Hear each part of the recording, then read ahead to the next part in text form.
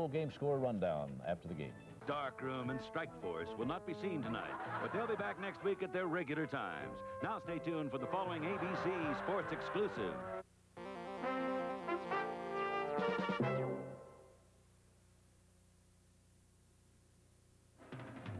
ABC Sports presents from the Superdome in New Orleans, the 1982 Sugar Bowl game, matching the Pitt Panthers and the Georgia Bulldogs. Led by two of the nation's fine young coaches. On the left, Pittsburgh's Jackie Sherrill. On the right, Mitch Dooley of Georgia. The respective offenses led by brilliant players. Pittsburgh's quarterback, Dan Marino, and the great running back for the Bulldogs, Herschel Walker. Head up in the Sugar Bowl for '82.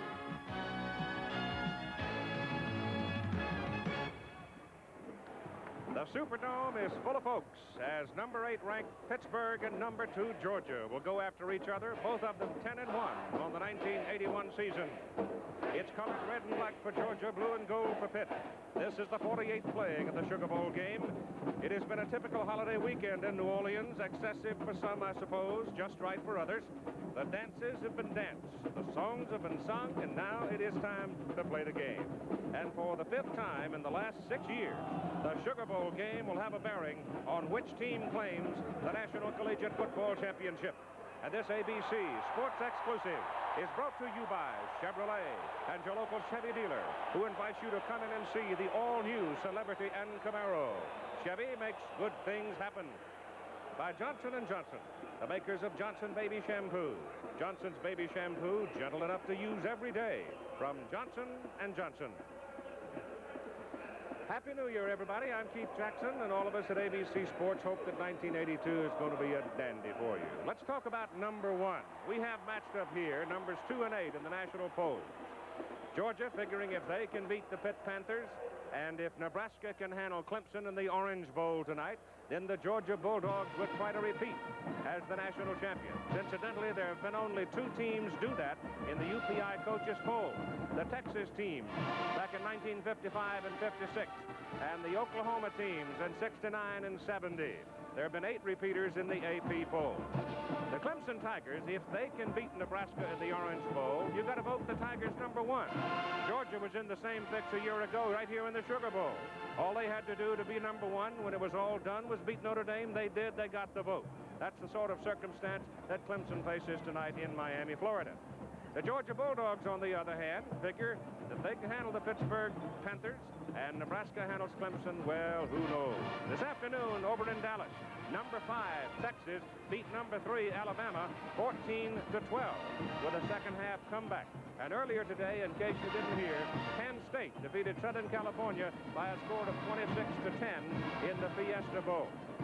Now, we all know in closely contested football games between teams that are relatively even, defense is your bottom line. But the more provocative subject always is offense. Who leads the offense, and what's it going to do? That's, I guess, where most people expect excitement to come from. Well, Dan Marino, the Pittsburgh quarterback, is only a junior. He already holds 10 school passing records, whereas Herschel Walker on the right is just tearing up the record book. Herschel Walker will be seen here in some plays, and underneath you'll see some quotes from knowledgeable men in the game of football whose opinions in assessing talent are highly respected. But let's consider this fellow Walker for a moment. He's only a sophomore. He has set 15 Georgia records, 8 Southeastern records, and 6 NCAA records. This will be his 24th consecutive game. In 23 previous games, including the Sugar Bowl last year, he has run for 3,657 yards, and he has scored 37 touchdowns. He is truly quite a remarkable football player. Right now, let's say Happy New Year to Coach Frank Broyles. With us is our analyst and commentator, and for all of his old friends around the country, he's promised that he will publish his real handicap. Coach, Happy New Year. Thank you, Keith, and same to you. Let's talk about this Georgia football team now. We just saw Herschel Walker running the ball. Let's talk about what Pittsburgh's got to do to handle this big kid. Well, Keith, Herschel Walker has already been acclaimed the fastest big player ever to play the game. And I think it's unrealistic to think you can stop him. You must think in terms of slowing him down, hold his gains to a very minimum. And I look for Pittsburgh to build a picket fence on the outside and funnel Herschel to the inside where those linebackers and ends can gang tackle him. That will slow him down. All right, now Georgia is not a one-legged football team as the Bulldogs come out of the tunnel. Let's listen to the crowd and see the Dogs come in for just a moment. And from the other end come the Pitt Panthers.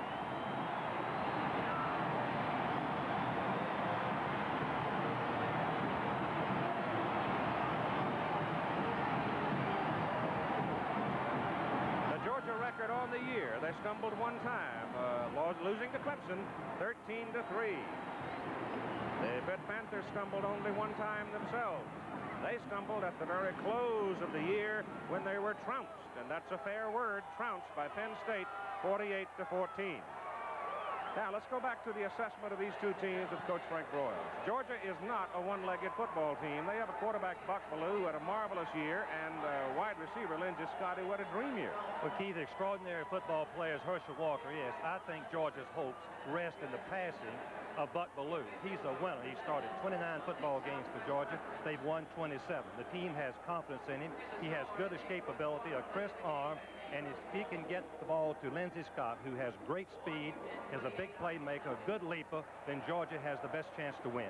All right, the Pittsburgh Panthers now live with the blade fundamentally. They throw the ball. They depend on that big fella at quarterback, Dan Marino. Well, Dan Marino is a brilliant quarterback. He has a strong arm. He can read the defenses. He's thrown for 34 touchdown passes. And, Keith, all coaches are in accord that a pass rush is paramount to a good pass defense. So Georgia must devise some method to pressure Marino, to get their hands up in the face, to make him throw hurry, so their secondary can be close to him and maybe break up the pass or intercept it. If they don't, and Marino has plenty of time, it'll be a long day for the Bulldogs. Well, then Marino has been intercepted 21 times, which sort of tells me that he has a tendency to force that ball sometimes. He very definitely does. He has so much confidence in the velocity of the ball that he thinks he can throw the ball before the defensive backs can break on it. But he learned the lesson. He got a good education against Penn State, and I look for him to be very patient today. They've got running, too, at Pittsburgh. Well, I think that Pittsburgh needs to run the football for two reasons. One, Brian Thomas has rushed for over 1,000 yards. He can make yardage on his own. And secondly, if he can make yardage up the middle, Keith, this will slow down the Georgia rush and give Marino more time to select his receiver. Where's the edge in the kicking game, Frank? The edge goes with Georgia. They have an all-conference kicker, the freshman sensational Butler, and an outstanding punter. And if the defenses prevail, Keith, then Georgia has a big edge. Okay. That's enough preamble. They flipped the coin. They're going to put it on the tee, and we're going to watch it with you in just a moment. Heisman Trophy winner Marcus Allen and BYU passing sensation Jim McMahon lead the West against the East's best in the Hula Bowl on ABC's Wide World of Sports after the season premiere of the Pro Bowlers Tour, January 9th on ABC.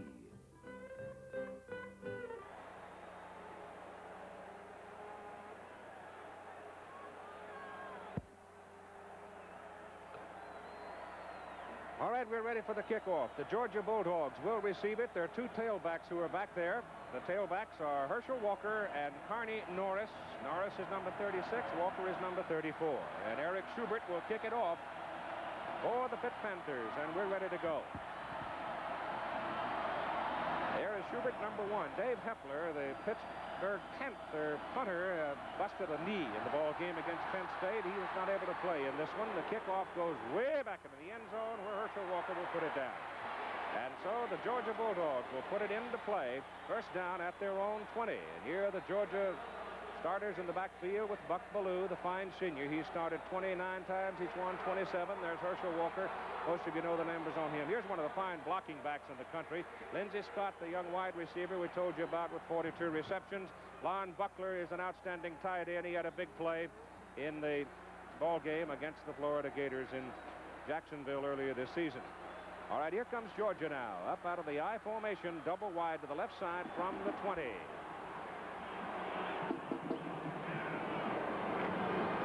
Buck Bellew gives the ball to Herschel, and he is cut down right on the line of scrimmage. They drop him right at the 20. Now, here are the offensive people up front for the Georgia Bulldogs. It's a little bit makeshift because some people are hurt. Warren Gray at 239 is a sophomore. James Brown at left guard, 245 sophomore. Radloff has to go to center. Wayne's 245-pounder. Winford Hood is at left guard, 240. The right tackle is Jimmy Harper. He is a sophomore at 270. And Norris Brown, 6'3", 215, is the tight end. It is second down and still 10 for Georgia. Ball again goes to Walker. Looks for a hole on the right side. Gets it out across the 25, close to the 26, before he is brought down. The Pittsburgh defense: Chris Dolman, Dave Pizzola, J.C. Pelusi, Bill Maas, Michael Woods, linebacker Sal Sunseri, Rick Cranack. The secondary lines up with Pappy Thomas, Tim Lewis, Dan Short, and Tom Flynn. Oh, pretty good. Probably see Pappy Lewis working against Lindsey Scott. Scott is now wide to the bottom of the picture. It is third down. They need 4. Buck Belew's roll out to the left side. Goes to the sideline. Goes to Scott. Gets him up at the 31. It is a first down for the Georgia Bulldogs. Lindsey Scott has caught 42 passes. He has great speed, and Pittsburgh is playing him man for man. The reason is that they were making the run, had the other man inside. Lewis, number 26, tackled him as he makes the first down. Good for 5 yards. From the 31, the Bulldogs will go to work now. Buck Belew last year against Notre Dame did not complete a pass until very late in the game. He had 1 completion in the Sugar Bowl a year ago. He's already tied that mark. Walker trying to get to the outside. This is where he gets most of his yards, but the Panthers pursue him well, and coming up out of the secondary, it's Tom Flynn, the free safety, number 5, to make the good play. Pittsburgh on that play turned Walker inside very quickly, much quicker than anybody has all season. Then Walker cut inside, back out. The pursuit caught him before he could make any yardage.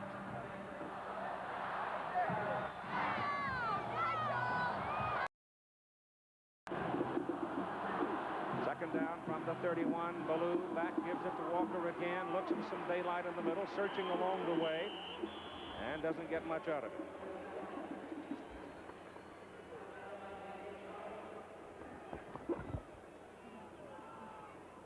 I think we should mention, as we look at Walker's numbers for this season, averaging only 4.9, but he does have 18 touchdowns. Georgia is 5th in the nation in rushing offense. Pittsburgh is number 1 in rushing defense. Ball is sitting right on the 34. It is third down. They need 7. They're double wide to the left side. They send Walker in motion to the tight side, and Belew straight back, getting some heat. Gets it off over the middle. He has a man, and a penalty flag goes down as the pass is completed to Norris Brown, the tight end. They dragged him short, Frank, and he was wide open. A beautiful call by the Georgia coaches. It was a delay pattern, relatively safe, in that the tight end waited right on the line of scrimmage, let the linebacker sink deep.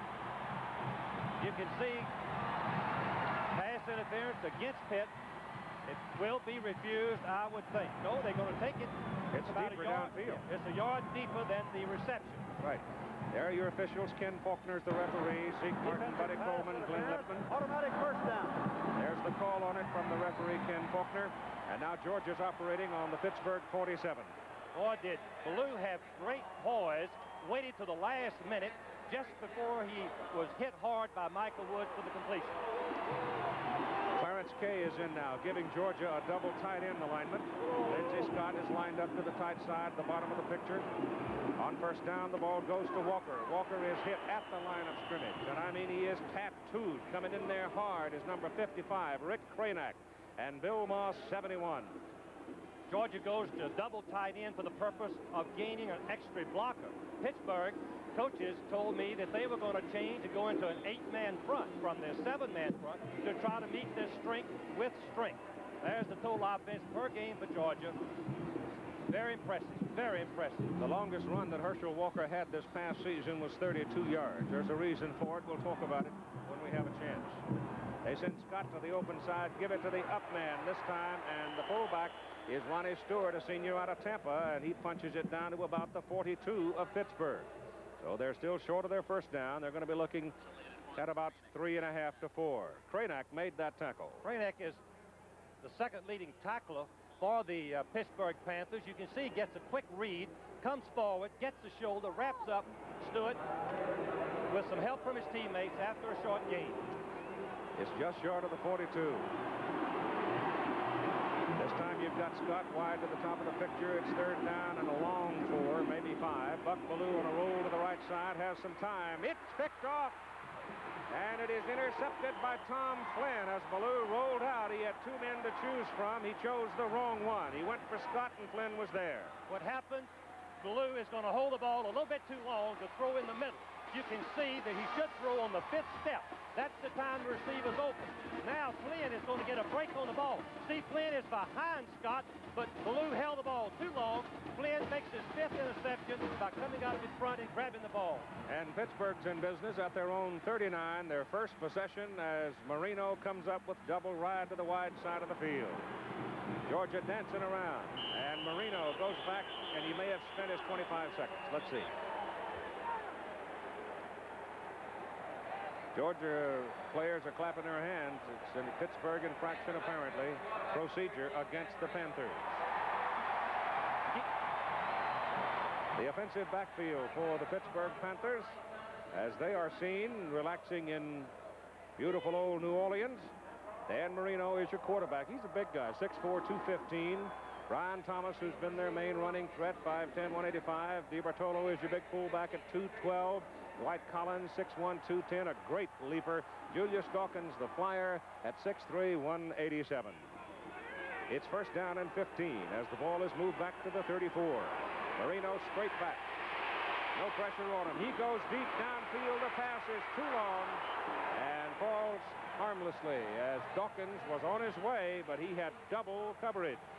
The Pittsburgh offensive front. Listen to the size of these guys. Now, you won't believe it. Jimbo Covert, 279, a junior. Rob Fava, 250, a guard. Emo Boris, 265, the center. Ron Sam's guard, 269. Bill Fralick, only a freshman, 270. And the tight end is John Brown, a moderate size, 222. Second down and 15 from the 34 for the Panthers. Again, no pressure on Marino. Goes to the short man coming across at the 39. And he is caught after a 5-yard pickup, and it was the tailback coming out of the backfield, Brian Thomas. Keith, what we're seeing is 3 or 4 men rushing the pass, and they're double teaming Jimmy Payne, number 87, the leading tackler for Georgia, 77, Covert, and also 79, double teaming. Marino had plenty of time. Eddie Meat Cleaver Weaver's in the middle. They've been able to contain him so far as well. It is third down and 10 from the 39 for the Panthers, and the third pass in a row for Marino. All day to throw it. Now they run him around a little bit. He still hasn't thrown it. Now he unloads it, and it is checked away. Beautiful defensive play by Terry Hogue. Terry Hogue, remember him? I'm sure all the Georgia fans do, because it was Hogue who blocked the Notre Dame field goal last year in this game. The defensive unit for Georgia: Carver, Payne, Weaver, Crow, Gilbert, Taylor, Thurston are the linebackers in the secondary. Ronnie Harris, Dale Williams, Terry Hogue, and Steve Kelly. Tim Bobo, who played rover for the Bulldogs all year, hurt, will not play. Jimmy Harrell, there's Hogue right there, number 14. Jimmy Harrell will be your deep man to receive the punt by Pittsburgh on 4th down and 10 as Genzer comes in to kick it. I told you Dave Hepler hurt his knee in the Penn State game and is out of this one. That's a bullet. Very deep. Harrell goes way back to his 6, retreats a little bit, now comes back up looking for a wedge and can't find much. The ball is up around the 12, 13-yard line. 54-yard punt. Once again, the kicking game plays a vital role in field position, backing Georgia up to the 13-yard line.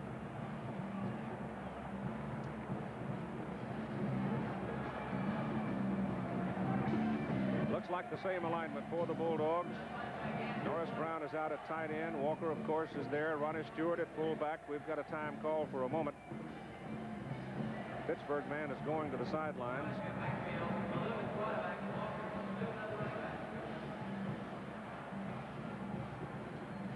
And Buck Bellew was on this side. I don't think it's a charged timeout. I think we had some equipment repair, and the officials called the timeout to get the equipment changed, and so we'll go now. First down for the Bulldogs from their own 13. No score, with 9:13 to play in the first quarter. Over in the Cotton Bowl today, number 5 Texas beat number 3 Alabama 14-12. Number 1 Clemson's playing number 4 Nebraska tonight. Number 2 and number 8 matched up here. Walker trying to come to the left side, and the whole defensive flow for Pittsburgh is right at Herschel Walker.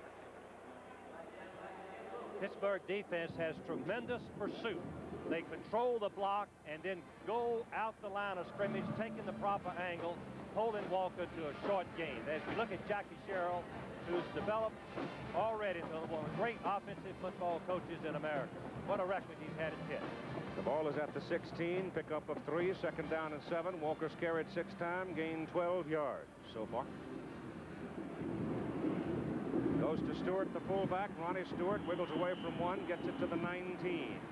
Feet taken from under him there by Rick Pozzoli, Dave Pozzoli. Dave is 248-pound junior from Stamford, Connecticut. Georgia's looking at third down and about 4. I think we can expect either a run by Walker or a rollout pass by Ballou to get closer to the receivers should he try to throw the football. It's a short 4. Scott in motion. Pittsburgh with a 6-man front. They're trying to send some folks. They give it away to Walker. Walker dancing around. Muscles his way for the first down out to the 27. He picked up 7 yards on the carry. There is the greatness of Herschel Walker right there. Keith, that was a sensational run. Very little blocking. I think Herschel has made most of his yardage on fake pass and run, where he has plenty of time. He's just sitting back. Now he sees a little daylight, but watch this. Watch him jump over the linebacker right there, number 9, the halfback Thomas, and makes the first down after Short makes the tackle. And it's a first down for the Georgia Bulldogs at the 27 as Ballou rolls it left. Wants to put it up. Got some daylight. And the big guys are after him as Buck gets it up to the 30 and over to the 31. Boy, I tell you, there was some muscle coming after him then. Belusi at 251 pounds, Moz at 260, and you get underneath those 2 big bullies, you'd know it, wouldn't you? Yes, you would, Keith. And Pittsburgh plays a multiple defense. Here's the record for Buck Ballou for this season. That's a sensational year. He can throw the ball and he can run also. He's a good threat keeping the football, as he just showed on that last down. Time remaining, first quarter of play. Barry Young is in at fullback for Georgia. Young is a 215-pound sophomore. Again, Pittsburgh's got 6 people up on the defensive front. They're going to be sending from the outside. They stay inside, and there's penetration there as number 63, Dave Pozzoli, locks Herschel Walker down at the line of scrimmage. There's Vince Dooley. What a year he's had this year, and then last year, the national championship. One of the toughest things, Keith, I think, is to come back after a successful season, national championship, and have another great year. Vince has already established himself as one of the great coaches in America. Ben didn't think he was going to have that kind of year, though, after they gave it away to Clemson 9 times and got beat pretty early in the season. But you can win if you lose early. You can't win very often in the national polls if you lose late, like Pittsburgh did in the last game of the season. Ballou on a roll to the right side, looking, and he's got nobody to throw to. Ballou is dropped for a yard, for about a 4-yard loss, and it'll bring up a kicking down for the Georgia Bulldogs. Sal Sunseri, who is the leader of the Pittsburgh defense, came out there, finally ran him down. Here's the numbers for the Pitt defense. You can see how effective they've been. Total defense, number 1. Rushing defense, number 1. Scoring defense, number 15. And they're a bunch of babies, most of them. Compared to the offensive line, they are, Keith. Very young. Broadway is in the front. Broadway booms it out of there. That is a dandy. My goodness. Genza had a 54-yarder and good downfield coverage. Good coverage by Georgia as Tom Flynn took it and took 2 steps and down he went. Well, the Pittsburgh punter hit one for 54 yards. Jim Broadway just hit one for 53 yards, and we have no score here in the first quarter. We'll be right back. Heisman Trophy winner Marcus Allen and passing sensation Jim McMahon lead the West against the East Sports. The football is located just short of the 26-yard line. The Panthers have it in their own territory. No score in the ball game at 5:27 to go in the first quarter. got double wide left, single man to the right. Room put the ball on the ground to Thomas. Thomas, the halfback or tailback, picked up about 3 yards as Nate Taylor came in to bring him down. In the Fiesta Bowl earlier today, Penn State jumped out big early and set on the USC Trojans 26-10, and it was a big day for Kurt Warner, as you can see, and the first game that Marcus Allen this year, 1981, has been held to under 100 yards. In the Cotton Bowl, Texas with a big comeback in the fourth quarter to beat Alabama 14-12. Second down and 7 for Pittsburgh. Marino stands up and throws to the sidelines and hits his man Thomas, and Thomas is cut down at the 35, close to the 36. That may be a Pitt first down. Dale Williams, a cornerback, came up to bring him down. In the Rose Bowl, it is now final. The Washington Huskies under Don James defeating Iowa 28-0. So I'm sure Hayden Fry and his Hawkeyes are disappointed over it, but never, ever underestimate Don James. I tell you, he has really done a coaching job out there in Seattle. He's one of the most complete football coaches in America. Kicking game, defense, and offense. As we see the Orange Bowl score in the first quarter, I'm told in Nebraska, fumbled the first snap from center. Clemson recovered, got a field goal out of it. All Clemson has to do is win to be number 1. It's the first down of the ball game for the Panthers. The ball is at the 36. Double wide to the bottom of the picture. Give the ball to Thomas. Thomas runs it into the middle, gets a couple. There's a great matchup going on down in the middle of that line in the trenches between Voorhees of Pittsburgh and Eddie Weaver of Georgia. I know they're busting helmets. Well, that'd be an interesting thing to watch throughout the ball game, Keith, because Weaver weighs 285, as we saw Jackie Sherrill yelling something to his team from the sideline. And, of course, Voorhees, the center, was a former tackle, moving in there, and he weighs about 280. Well, Weaver's in. I'm just looking in there to find him on this. I start talking about him, and don't see him. Not in there. Got a good holiday? They've substituted for the pass rush. Took 6 back in the ball game. Over the middle, short to Thomas.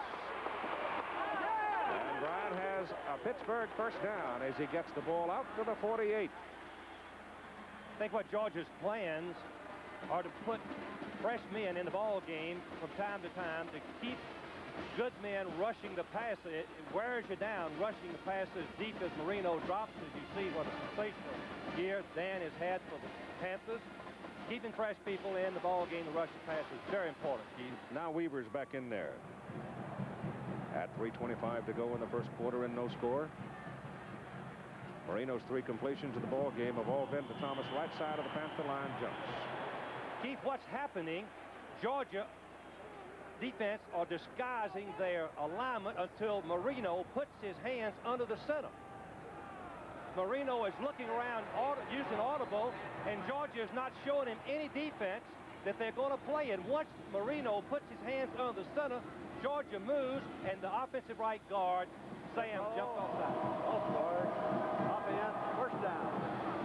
I think Marino is one of the few quarterbacks I've seen not use the audibles with his hands under the center, making the defense line up. Let's see if we can tell this. Marino is not under the center. He's looking around. Now he goes under, and Georgia moves. Georgia's got a 4-man front right now. Behind the line of scrimmage, down goes Brian Thomas, back at the 40. And it was Jimmy Payne. Payne hasn't been able to get to the Pitt quarterback yet, but he sure did get a hold of Thomas there. Number 87, Jimmy Payne, has the quickness and the speed, and he is the big playmaker on defense. The Georgia coaches feel when it going really gets tough, he excels, and that's a perfect example of penetrating, tackling the ball carrier for a loss. It is back at the 41. Nickel defense in there for Georgia now on second down and long yardage. They've got to go down to the Georgia 42 to get a first down. So they're looking at 17. And Marino takes a deep drop. He hums it over the middle. He's got Dawkins out there, and Dawkins is surrounded by red shirts at the Georgia 45. When Dan Marino plants that back foot, he throws a rocket. Dawkins, number 80, has had 15 touchdown passes. All he's trying to do is get away from the linebacker. You can see that number 14, Hogue, was trying to cover him. It was a mismatch. And Dawkins shows a little running ability right here before Hope comes back and makes the play. 14-yard pickup. They need just a little more than 3 for the first down. Third down and 3+. They go to Thomas. He's got a first down as he slashes to the Georgia 41. So now the Panthers are starting to make a little move. Joe Young, the offensive coordinator, told me that Brian Thomas has made the offense go. Before Thomas was moved into tailback in the third ball game, the offensive linemen were discouraged, Keith. They couldn't get any yardage, and they kind of lost their confidence. But once Thomas came in the ball game, making yards on his own as he did on that last play, they picked up, and they've been sensational all season. I think one of the things our viewers might like to do is sort of concentrate now. Keep your eye on the Pitt linemen for a bit and watch them in their pass blocking. They do not retreat block, or they come up firing on pass blocking. Watch it. Those arms are pumping like pistons, and Marino with time hums it over the middle, and he hits John Brown, the tight end, and he goes for a first down at the Georgia 27. Watch maybe the offensive lineman protect with their hands right at the line of scrimmage, and this is a big advantage for Marino because his vision is not impaired, and he just rifles the ball to Brown from the first down. John Brown's a tight end. Caught 37 passes this year. Gets in the open area, right in the seam, and the ball is right on the target. He catches, turns downfield. Kelly misses him. Finally, he's tackled. Ball is just inside the 28. The 9th play in this possession. It's Thomas. And Brian Thomas gets it to the 25 for about 2.5 before Tommy Thurston, a sophomore out of Jacksonville, Florida, brings him down. Keith, I'm a little bit surprised that Pittsburgh running wide on the first down. Their coaches told me that Georgia's the best defensive team playing against the runs east and west that they have faced in over 2 years. Georgia, if they have any weakness, is running right at them.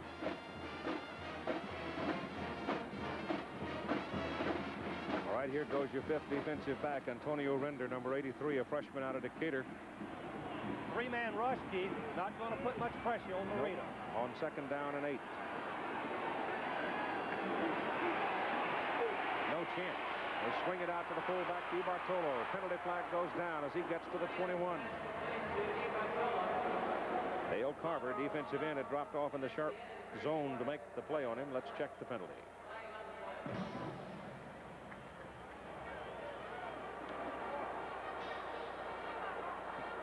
Ball was touched behind the line of scrimmage. Disregard the foul. No foul. Okay. And the first quarter has run out. So we played 15 minutes of football here at the Sugar Bowl in New Orleans. The Georgia Bulldogs ranked number 2 in the country. The Pitt Panthers ranked number 8 in the country. We have no score, but we're going to have some before the night's over. Ready for the second quarter of play at the Superdome in New Orleans. 48th playing in the Sugar Bowl game with no score between Pitt and Georgia. It is 3rd down and 4 for Pittsburgh. Marino checking off to the left, then the right. Hands the ball off to the fullback. The fullback, DiBartolo, goes for the first down. He's close to it. He's close to it. Bill Fralick, the big right tackle, the freshman, 270-pounder, was leading him. Here are the first quarter stats. Pittsburgh 4 first downs, Georgia 3. Just as we expected, Georgia leads in rushing. Pittsburgh in passing. Total yards, Pittsburgh. Offensive plays, Georgia. Time of possession, Georgia. One key factor, the turnover. Marino is 6 out of 8 in the first quarter for 52 yards, and he's been very patient, Keith. The measurement, I'll let you watch it, and you heard the roar while Frank was talking there from the Georgia crowd. It is a Pittsburgh first down, and the crowd reacting as the public address announcer gave the score out of the Orange Bowl, and that score is Nebraska 7, Clemson 3. One thing that Jackie Sherrill told me, that they learned a lesson going for the big play against Penn State, that they were going to be patient today, take whatever Georgia gave them. If it was short passes, they were going to throw and run for the extra yardage. It's a first down for the Panthers at the Georgia 17. Collins has come left with Dawkins. Marino going right to the sidelines on a timeout. I would think right here, Frank, that Marino is going over to talk to Jackie Sherrill about what Georgia's doing, because as he's checking off, then the Georgia defense is jumping around and they're not giving any kind of a set. So we've got a Pitt timeout. On the first snap, Clemson getting away with 3 points on a field goal. Nebraska coming back to take the lead 7-3. Georgia can handle Pittsburgh. They conceivably could win a national championship for the second year in a row if Nebraska can handle Clemson. Of course, that's a big if, and right now Georgia's biggest problem is handling Pittsburgh. The Panthers setting a timeout. Looked like you had a check off there as Marino goes back to throws to the sidelines. Georgia defensive man fell down, but as he went down, he was able to get a hold. Steve Kelly it is. He got Dawkins by the leg, and he only got about 1 yard on the play. Sports Beat, the Superstars, USA versus the World, and ABC's Wide World of Sports on Sundays, starting next week, January through March. At USA versus the World, an amateur competition between American athletes in swimming, gymnastics, boxing, and wrestling, with just what it says, the world. Marino now 7 out of 9 for 54 yards. He's hit 6 in a row. He has not hit a big one yet. Second down. And Marino gives it off inside to the fullback, DiBertolo. And a penalty flag goes down. The penalty flag was thrown away from the line of scrimmage, however. Number 42 knifed in there. Will Forch to make the tackle for Georgia. We have an illegal procedure call. It's against Pittsburgh. It's going to be a tough decision for the Georgia coaches whether to decline the penalty. Let's see, Keith, it would be third down and about 7, or second down and 12. I think that the official has gone over to talk to Jackie Sherrill. It must be that someone was lining up offsides. I didn't see anybody move. No, I didn't either. And it was a linesman that threw it. Pitt's been flagged 4 times already for 20 yards. Georgia accepts the penalty, moving it back to the 21. Illegal motion. Up and. Second down. We're in the second quarter of play with no score. The statistics for Pittsburgh in 1981. See, they do use the blade. Render is in now, joining the secondary, so Georgia's got 5 defensive backs. Only 3 down linemen. That's Brown, the tight end, in motion. They give the ball to Thomas. Thomas isn't going anywhere. Number 71 stepped in there, Kevin Jackson. Kevin Jackson is the young man who steps in behind Eddie Weaver. He's a junior out of Cartersville, and he's a little quicker maybe than Eddie, and he goes in on certain defensive sets. That time he was in the right place, right time. Keith, he was slanting to the inside, and he came from the opposite side to make the play, and it was a big play for Georgia. Just a big play. It is third down now, and the football is back at the 23. Georgia again with 3 down linemen. And again, Marino going to spend another timeout. Keith, the reason for that, the noise level was so high he could not get the message to his wide receiver. He wanted to change the play, and he couldn't get the words to the receiver. And under those circumstances, he is not entitled to help from the official, because he had him flanked so far out, there was no way in the world that they could hear him. And so Pittsburgh has 1 timeout remaining in the first half with 12:36 to play. A strike of victory spares no defeat. Celebrate the 20th anniversary season of the Pro Bowlers Tour beginning January 9th at a special early time on ABC.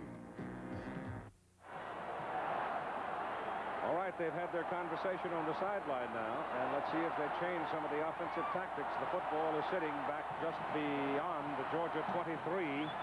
It is third down. They can get a first down if they can get to the Georgia 7. They need 16 for the first. You can see Marino, he's signaling, watch it, he's signaling the play to the wide receiver. Georgia fans have picked up on it too, boy, and they're all over him on it. Penalty flags all over the place now. Marino goes down. But there was movement along the Pitt line, and when there was movement on the Pitt line, the Georgia man just came after him. We should repeat again, once an offensive lineman takes his blocking position, if he moves, it's a dead ball foul, and the play is over. the wide receiver moves and the right tackle moves. Yeah, right tackle move. The defensive man can charge the neutral zone and then get back.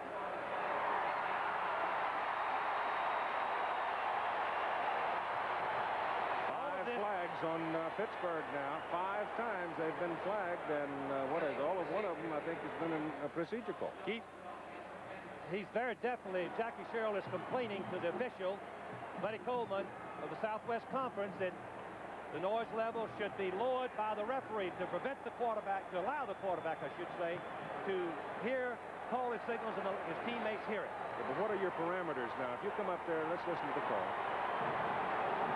This procedure. If you come up and send a man 30 yards away from you, what are the parameters on calling for help? Keith, I think that's a good point. I don't think you have to allow that wide receiver to hear. I think those men close by are the only ones that the rule would affect. Georgia has a 3-man rush, defending with 8. Now Faulkner steps in.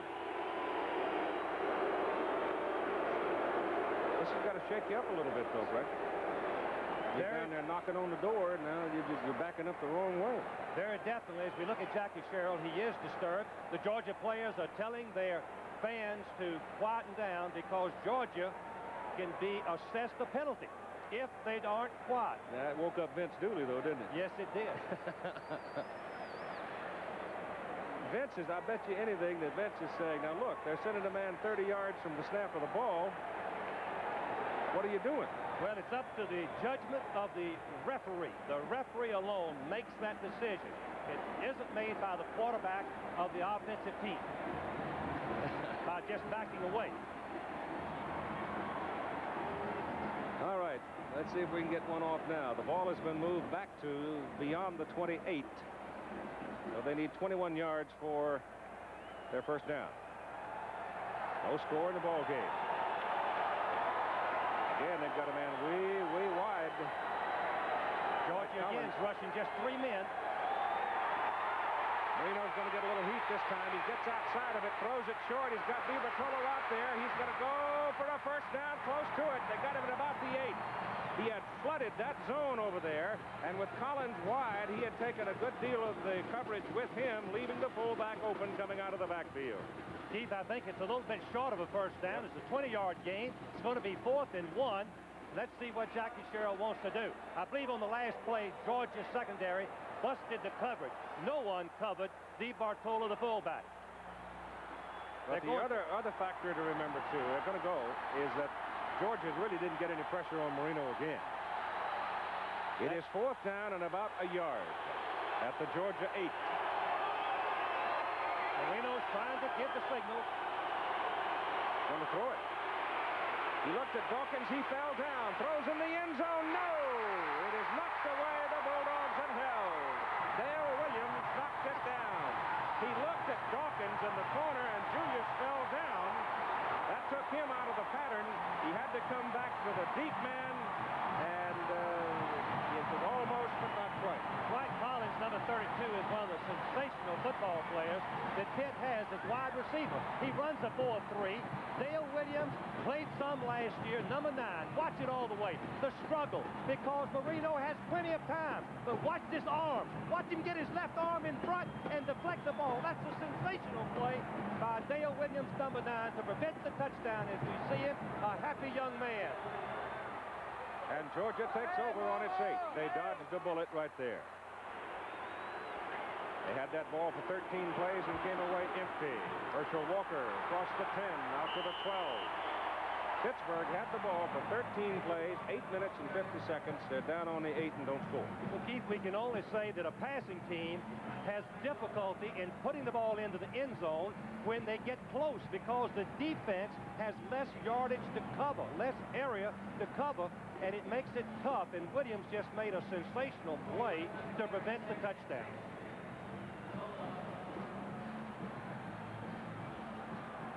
Double tight end in there now. On 2nd down and 6, Kay goes in to join Brown. Fullback, Stewart. Maybe a yard.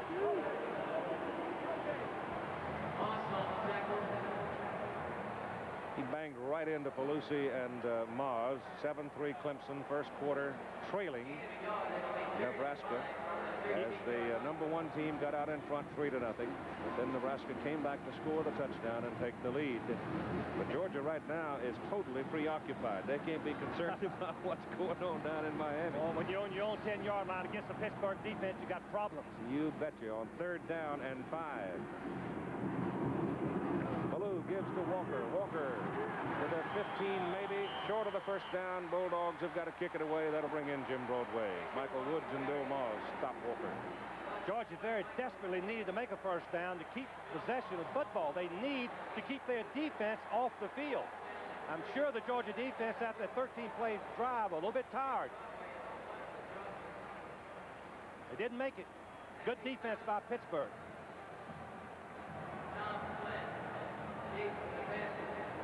Tom Flynn is the beat man. Jim Broadway, the punter for Georgia. Flynn standing back on his own 45. Broadway gets it out. It's a pretty good kick. Back to the 42 goes Flynn. Fumble. Georgia's got it.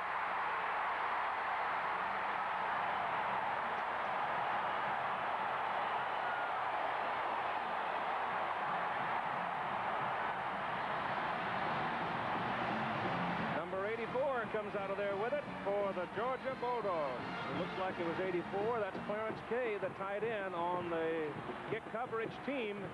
You can see Flynn, number 5, gets the ball stripped out of his hand, but watch play. I mean, Kay, number 84, the tight end, a good athlete, just picks it up. The ball has to be brought back to where he first recovered it. But it's Georgia's ball, a big break. He went down, looked like right on that ball, and about 9 people hit on top of him, and it looks like he's hurt his rib cage. His first down for the Bulldogs. The ball is on the Georgia 49. Big break for them. And Ballou gives to Walker, and Walker is buried back on the 45. A little searching move he was making. I don't think Pitt defense is going to give him room to be doing a whole lot of spectating looking for a hole. They're going to get after him. Pro Bowlers Tour comes up Saturday at 2:30 Eastern with your old friend Chris Schenkel. Nelson Burton Jr. and ABC's Wide World of Sports is coming Saturday. We'll bring you the Hula Bowl from Hawaii. Keith, as I said at the top of the show, if Georgia wants to win, they're going to have to do it by passing. Walker cannot do it alone. That's the second time in a ball game that Herschel has been hit for a loss. He's carried 11 times, gained only 23 yards. Right side of the Georgia line move. Number 75, Jimmy Harper, the right tackle, moved 1 count too soon. Keith, one thing that's concerned me, and I'm sure Vince Dooley, as we look at the total yards so far in the ball game, is Georgia's inexperienced offensive line. Believe it or not, they have 4 sophomores starting. That's Clarence Kay, the one who recovered the fumble. 4 sophomores and 1 junior playing against the Pittsburgh defense that is first in the nation against the rush and first in the nation in total defense. That's a tough assignment for a group of young sophomores. Ball is put down back at the Georgia 42. So they're looking at second down at about 17. Send Scott in motion. Ballou back. Has some time. Now he's going to run for some yardage, and he's going to get some. And he's out of bounds. At about the Pittsburgh 46. Ballou this year has become a scrambler. Last year, he didn't want to keep the football. This year, he has more confidence. George Hafner, the quarterback coach, offensive coordinator, deserves a great deal of credit for bringing along Buck Ballou as a scrambler and a more consistent passer. Last year, 49% completion. This year, 60. They're looking at 3rd and 5. From the Pitt 46. 5-man front up there defensively for the Panthers. Ballou back. Gets his pass over the middle. The pass is complete to Walker. Shakes off 2 men. 3 men. Inside the 15. Nope. Stepped on the chalk at the 15. 31-yard gallop by Walker. Herschel Walker is an incredible. But watch this. This is something that Georgia added against Florida. A short pass over the line of scrimmage. Now watch this. Watch him attack the blocker. the tackler. He just breaks the tackle. Now another one Pittsburgh player comes up. And finally, Short, number 29, knocks him down. All right, the ball is down at the Pittsburgh 15-yard line. First down for the Georgia Bulldogs. That's Stewart, the fullback, and Ronnie Stewart for a couple. Trying to slide off the corner, and Tom Flynn came up to greet him and got some help from Chris Dolman, who's a 6'6", 220-pound freshman.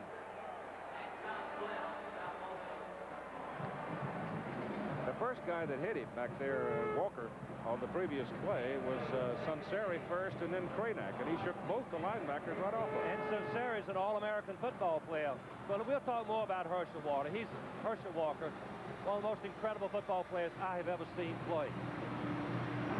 Second down and 8 from the Panther 13. Ballou gives to Walker. Penalty flags all over the field. Walker trying to get around the corner, get outside. He does, but not a lot there. He's down to about the 8, but let's see about the penalty. Keith, while we're setting up the penalty, I want to discuss that Georgia has changed all of their blocking schemes to accommodate Walker. It's going to be a Pittsburgh penalty. By that, I mean the offensive linemen do not go downfield. If the play is called to the right, the left side stays in and block because Walker runs anywhere across the line that he wants to. He seldom runs where the play was designed. The last play was a perfect illustration. The play was designed to go over the middle. Walker outruns everybody to the boundary by bouncing outside.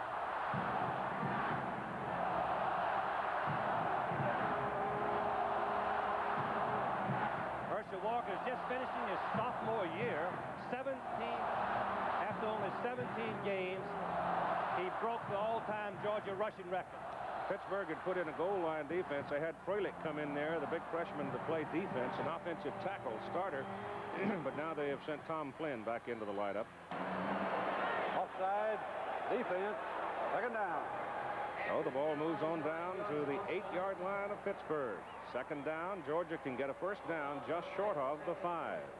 We want to remember that Herschel Walker is one of the best in America at going over the top on short yardage or goal line situations. That's because the Georgia offensive front blocks down, right? Right on the ground, Keith. Get on the pads of the defense. Going to the right side. He's at the 5, the 4. Touchdown!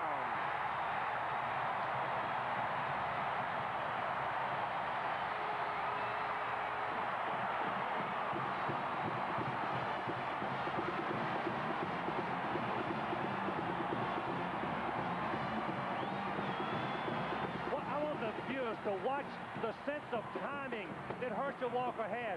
He's going for the boundary, but watch him hesitate right here. He hesitates. The defenders overrun him 1, 2, and then he accelerates into the end zone for the touchdown. Sensational run.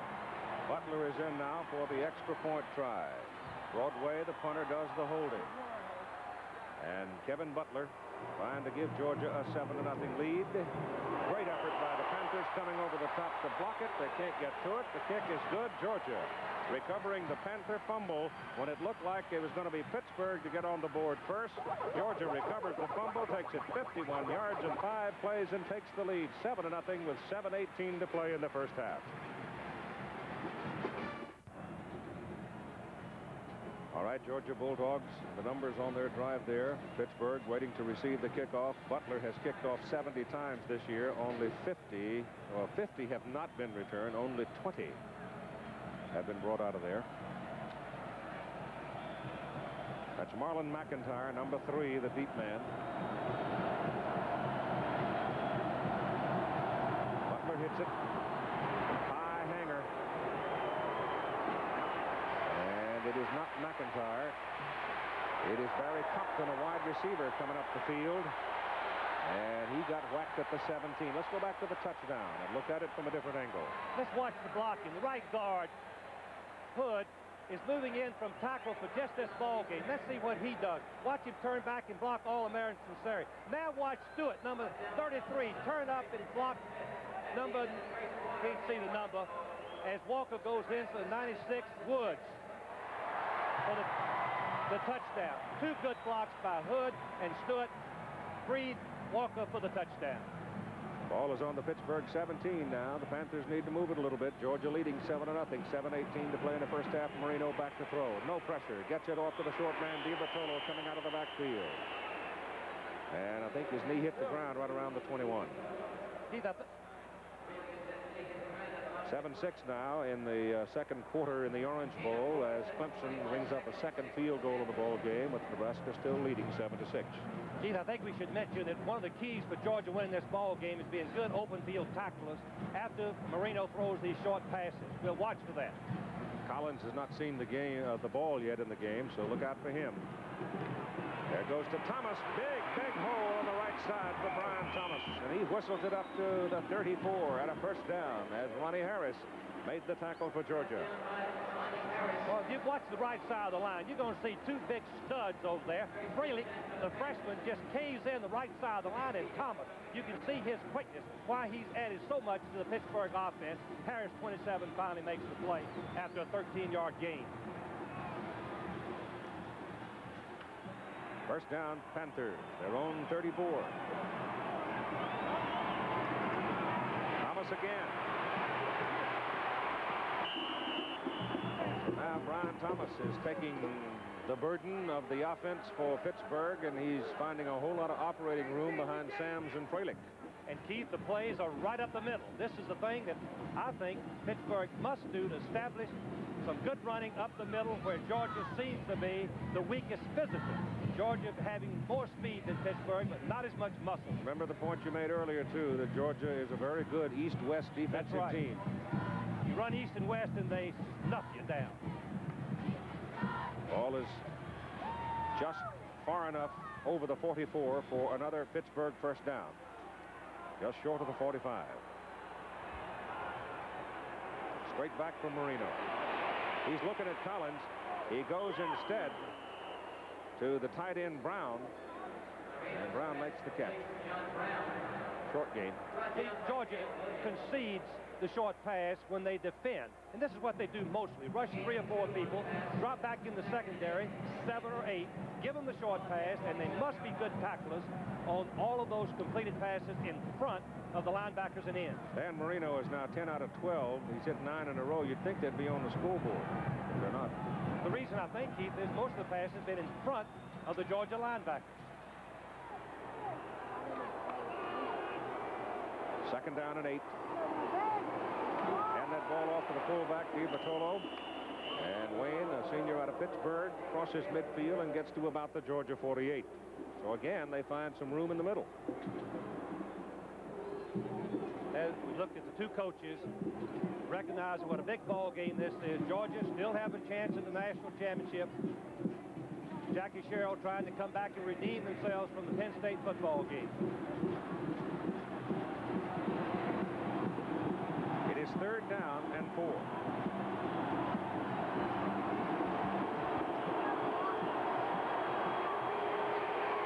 Short. Thomas caught from behind, tripped up, but he has a first down as he reaches the Georgia 38. And it was Tommy Thurston that got him by the shoe tops as he went by. Keith, what we are seeing is Georgia double covering the wide receivers. Collins with 6 touchdown passes, Dawkins with 15. Both of them run a 4.40 or 4.3. Double cover those, make them take the short passes up the middle, see if they'll be patient.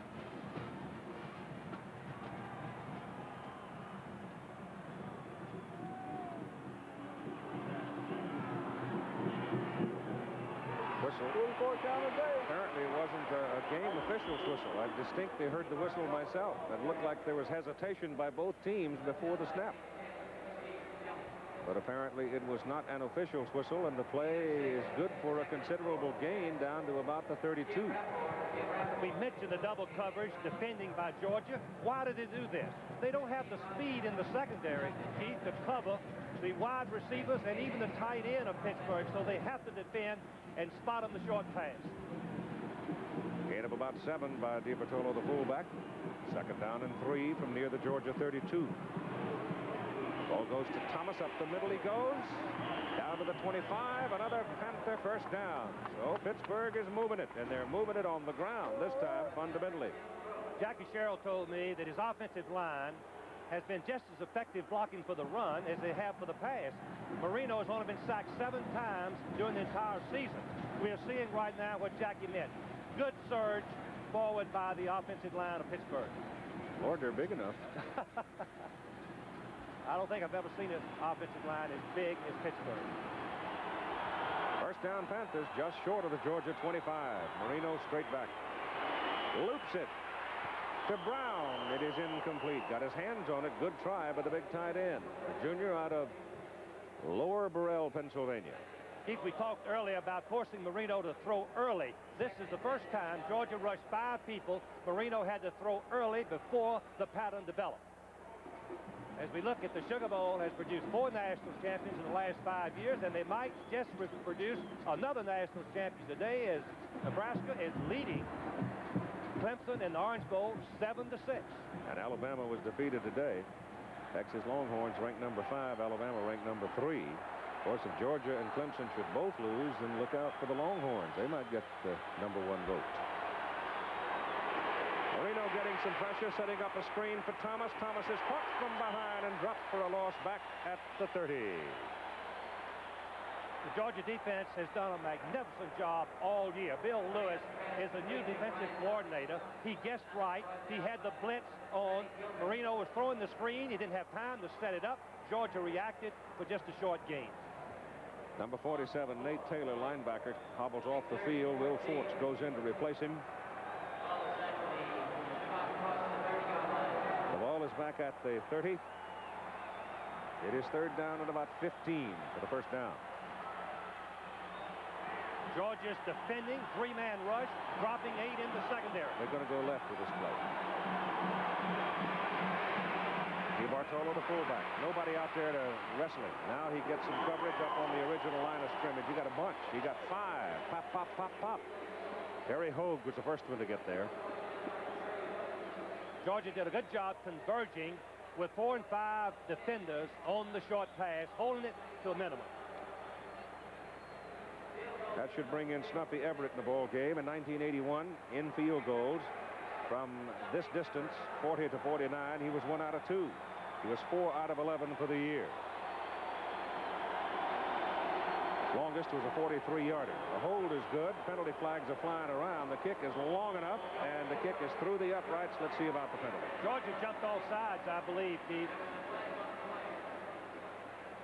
And since it would be 4th and 5, I think Pittsburgh would refuse the penalty. It'd still be 4th and 5 if they took the 5-yard penalty. I think these circumstances suggest putting the 3 points on the scoreboard. What they're going to do. Offsides, defense, penalty decline. Field goal good. And with 1 minute and 59 seconds to play in the first half, it is now 7 for Georgia and 3 for Pittsburgh. We've got 77,224 people in the Superdome watching tonight. The Sugar Bowl attendance record was set last year in the Notre Dame-Georgia game, 77,895. Herschel Walker and Lindsey Scott are the deep people, as Carney Norris. That ball is just hammered. Walker takes it way back in the end zone, and it'll be no return. It'll be Georgia first down at their own 20, leading by a score of 7-3. On Sundays, starting next week, January through March, Sports Beat, the Superstars, USA versus the World, and ABC's Wide World of Sports. It'll be 2 weeks, I guess it is. Howard Cosell and Sports Beat, Superstars. I told you a little while ago about the USA versus the World, what that's going to be. That's going to be interesting, Keith. All those sports against the U.S. versus the world. Lead us into the Olympics for 84. First down for the Bulldogs now as they give it to Walker again on first down, and he goes skating down the line and comes up to about the 25 to pick up 5 yards. Georgia line got a plays. But Keith, we were talking during the timeout, Georgia's going to have to throw the ball. Well, they will right now with only a minute 38 left on the clock. I think they'll be content just to run the clock out, going in at halftime with a 7-3 lead. But the second half, they will have to throw more. One of the things I'm surprised to see is Joe Happy is in the ball game now at center. He's had a bad back. He couldn't hardly walk, but I guess he's been begging the coaches to play, and he's a sure-handed center. They don't want any mistakes. Here's a pass. The ball is...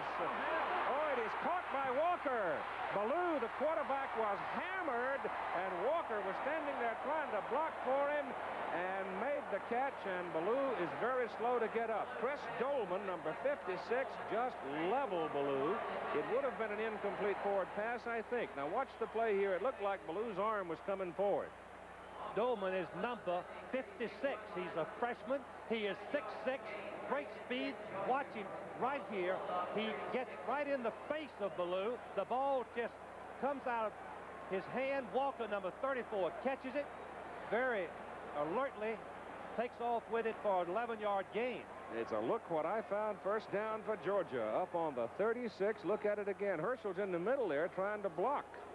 From the left of your screen, you can see Dolman. He is big, 6'6". All right, back to the live action. It goes to Walker, trying to get around. He isn't going anywhere. Pittsburgh read it just right. Nick Braden over there. The penalty flag goes down. Look out. Dave Fazuli piled on. The referee dropped the flag for a 15-yard penalty. Number 63 was a little bit eager. Put his headgear on the back of Walker. That's kind of like butting a tree, though. But Walker was down. He was vulnerable. Personal foul. So that's a major penalty against the Panthers. Walker had lost 7 yards on the play. Dead ball. Personal foul. Defense. Let's watch it again. Walker is just hemmed up. You can see that, as we talked about earlier, Pittsburgh is not going to let Georgia get outside. Watch 63 right here. Take his right fist and drive it right onto the headgear of Walker. Definite foul, no question about it. 44-yard line, second down and 2.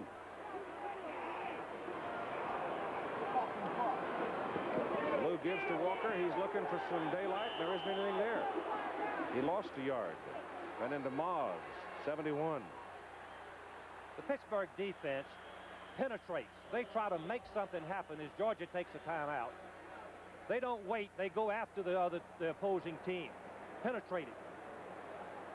That's the 4th time Herschel Walker has been hit for a loss. He's carried 15 times, total of 28 net yards. We have 39 seconds to play in the first half.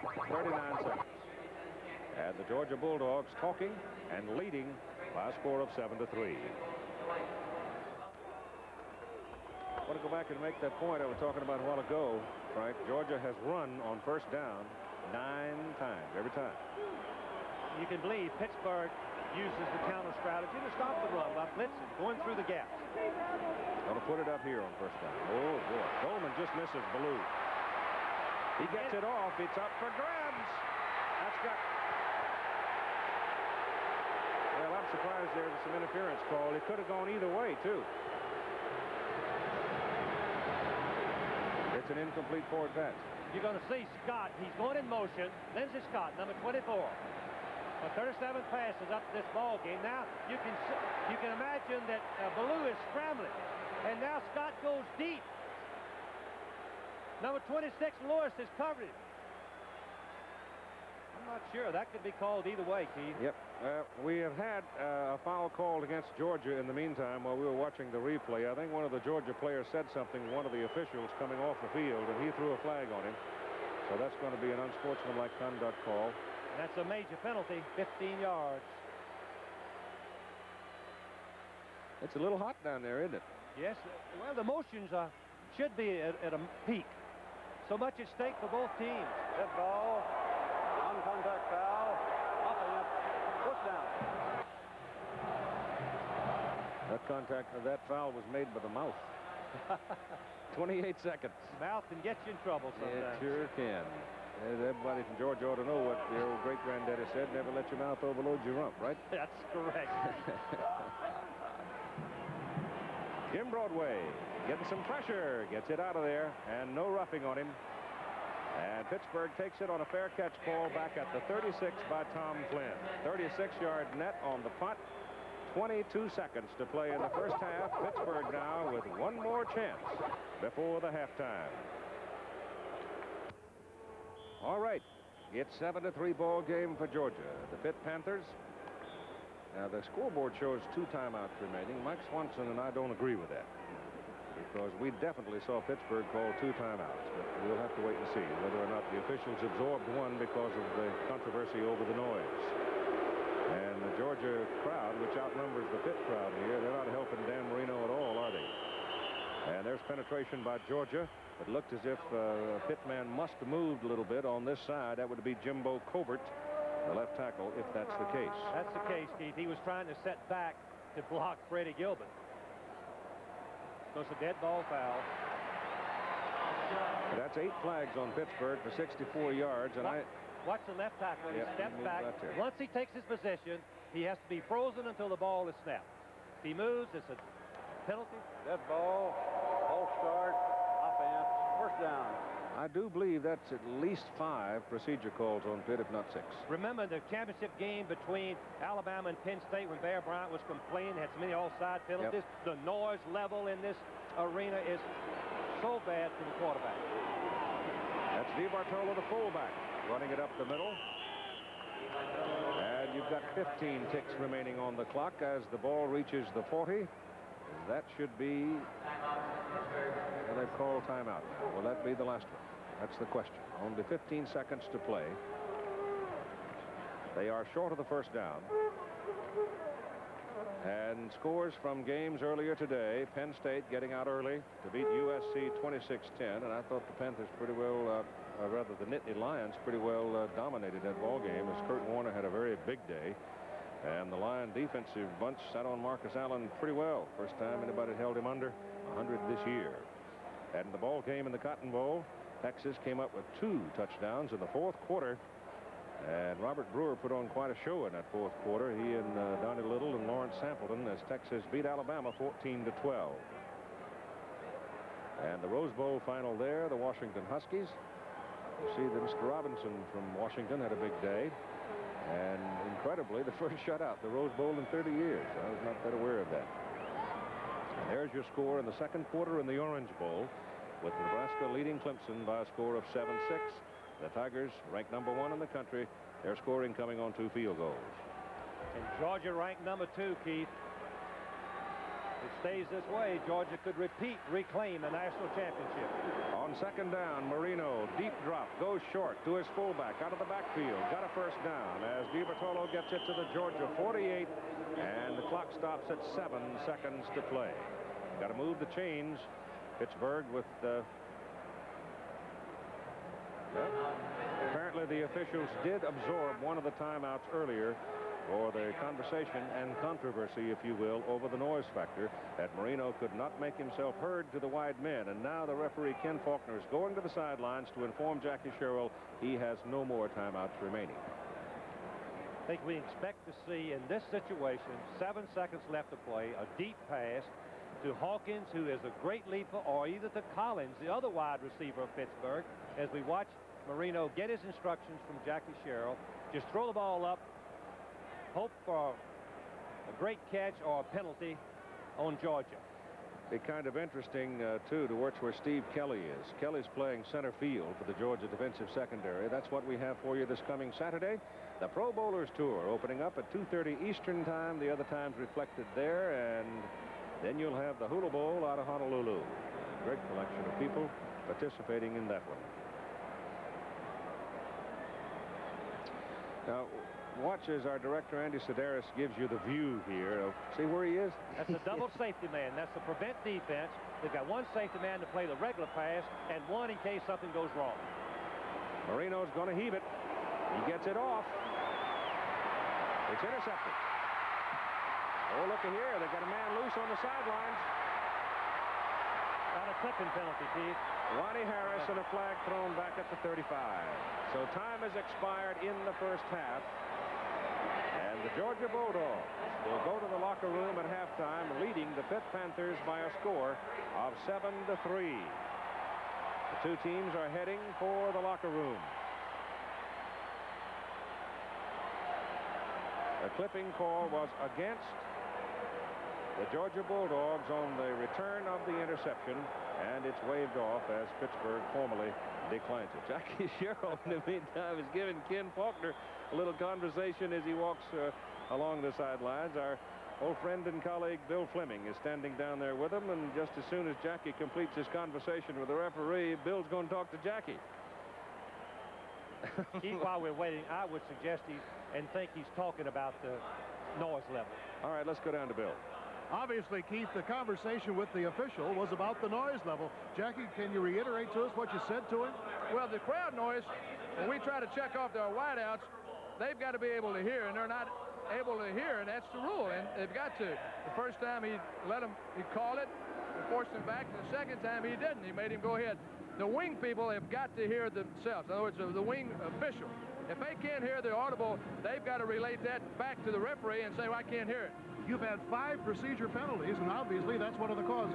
That's an awful lot, but you know, probably going back to the interceptions that we got, and as course the fumble punt, they wiped each other out. But the illegal procedure we had, the offensive line jumping, that caused us out of having a chance to score early. Tell you one thing, it's a far different Pittsburgh team than we saw against Penn State. Well, we're trying to do some things. We came out with 2 tight ends, trying to go ahead and create a mismatch.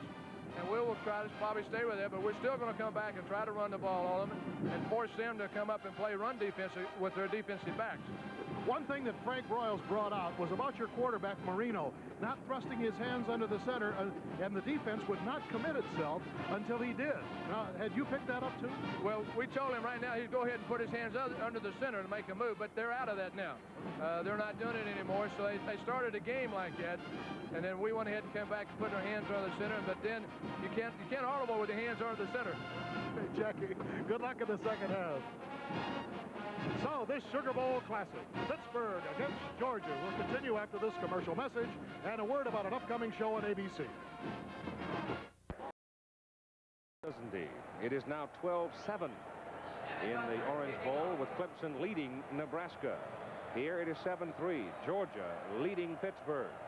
Clemson ranked number 1 in the country. Georgia ranked number 2 in the country. The Bulldogs kick off to Pittsburgh to start the second half. And dropping deep is Marlon McIntyre to touch it down to the end zone, and the Pitt Panthers will start out moving from left to right from their own 20. The national championship, as I said just a moment ago, with Clemson ranked number 1 and Georgia ranked number 2, it is obvious. If Clemson wins in the Orange Bowl, the Tigers have to be voted number 1. They'll be the only Division 1A team that is 12-0. If they should lose and Georgia should win, the Bulldogs then figure to repeat as the national champion. In a nutshell, that's it, because Alabama, number 3, was defeated today by Texas. Marino sets him up with DiBertolo and Thomas behind him, and on the first play of the second half, it is Thomas running hard over the left side, spinning away and getting about 6, maybe 7 yards. The offensive alignment, Marino the quarterback, Thomas just carried the ball. DiBertolo had a big first half. Now, Bertola had a very fine first half. Collins and Dawkins were pretty much shut out in the first half. The offensive front is Corbett, Feda, Boris, Sams, Froelich, and Brown. Brown was also a prime target in the first half for Marino as Georgia's defense took away his prominent receivers in the wide positions, Dawkins and Collins. Second down and about 3 for Pittsburgh from their own 27. They go back to Thomas. Thomas can't find anything up the middle as Georgia stacked it there, but he skitters outside and goes to the 31 for a first down. The defensive unit for the Georgia Bulldogs. Let's take a look at the big guys. Dale Carver at end is 215-pound junior. Jimmy Payne, 243-pound junior. Eddie Weaver is a 270-pound senior. Tim Crow, a 232-pound junior. And Freddie Gilbert, a 225-pound sophomore. First down for the Panthers. The ball is on the 31. Thomas now at 51 yards on 11 carries in the ball game. And Marino back to throw his first pass of the second half. He again has to go short to his fullback, who had come out on the delay and just standing out there all by himself, and Georgia has not covered that play yet in the game. The Georgia secondary and linebackers are these. Nate Taylor is a 198-pound junior. Tommy Thurston is a 215-pound sophomore. Ronnie Harris, a 180-pound junior. Dale Williams, big play in the first half, 168-pound senior. Steve Kelly, the center fielder, 173-pound senior. And Terry Hogue started the ball game, a sophomore at 196 pounds. He's the only Texan on the ball club. On second down, they go inside. And the Georgia defense finds him pretty quickly. He picked up 1 yard. The first half numbers. The second quarter belonged to Pittsburgh. They've gone ahead of Georgia in every category. 9 first downs to 6, leading in yardage, passing, total yards, offensive plays, and time of possession. The extra turnover was meaningless the last play of the half. Pittsburgh in 14 first down plays. They've thrown 7 times. They've run 7 times. If you're looking for tendencies in the ball game, they're leaving you guessing right now. Third down and 1. It's Thomas. Gets away from one-man Hogue, and then he is thrown out of bounds as he picks up the first down up around the 44. Normally, Pittsburgh is a passing football team, but as Jackie Sherrill said at halftime, they were going to start with 2 tight ends, run the ball right at Georgia. That's what they've done so far. Brian Thomas making a beautiful cut. Play designed inside, breaking outside for the first down. Thomas is picking up steam, Frank. He's run for 46 yards the last 6 times he's carried it. He looks very good. He's very quick. He knows how to find the open. He's got good eyes, Keith. Get first down, 44-yard line. First down, they'll throw it this time. Marino hangs it high, throws for Collins. It's too long. You can see that Kelly, number 23, was back there with pitch number 32, Dwight Collins. Collins was hurt during much of the season, but he is a fierce weapon.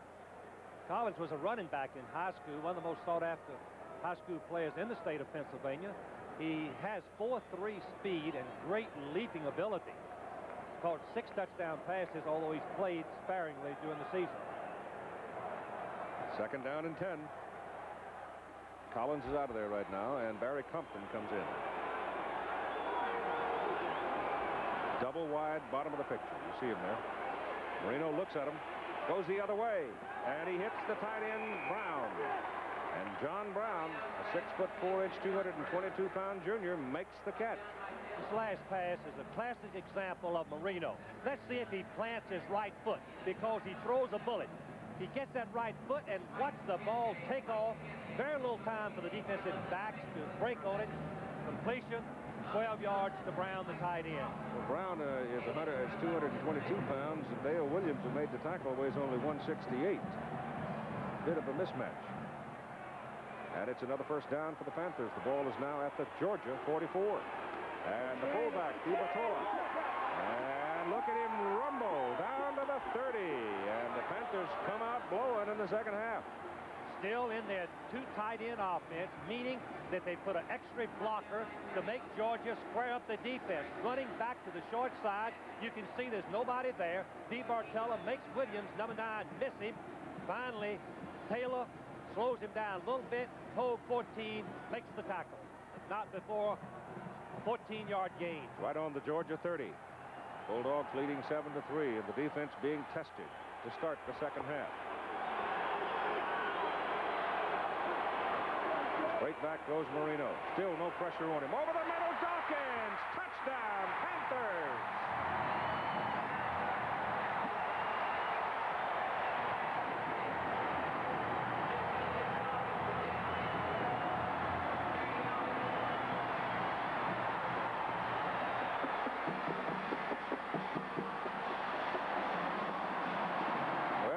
Vintage Pittsburgh.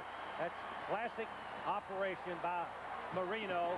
I wish we had a sideline shot, because the tight end released down the field, and because of the lineman, he was ineligible, but the officials did not see it. Pittsburgh, Keith, was in a 2-wide set with both tight ends in.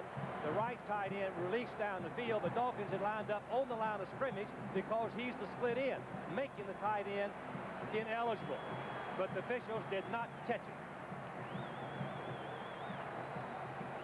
All right, we're ready to go now for the extra point. Uppy Everett's in to kick it.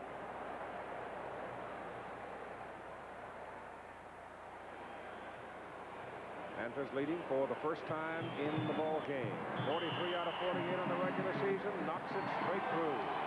Pittsburgh has taken the lead over the Georgia Bulldogs by a score of 10-7 as as they march it 80 yards, and here's the payoff. Watch Marino plant that right foot, and when he does, watch the velocity. What a classic drop-back passer. The ball is right on target. The Dawkins, number 80, that's his 16th touchdown pass of the season. Now Georgia has really been tested. You can see the lineman on Dawkins was lined up on the line of scrimmage. He's going to run a quick post, and the ball is right on target. Georgia does not have a safety man. If the ball is thrown quickly enough, Dawkins is free, open, before Kelly, number 23, the safety end, can move back in and make the play.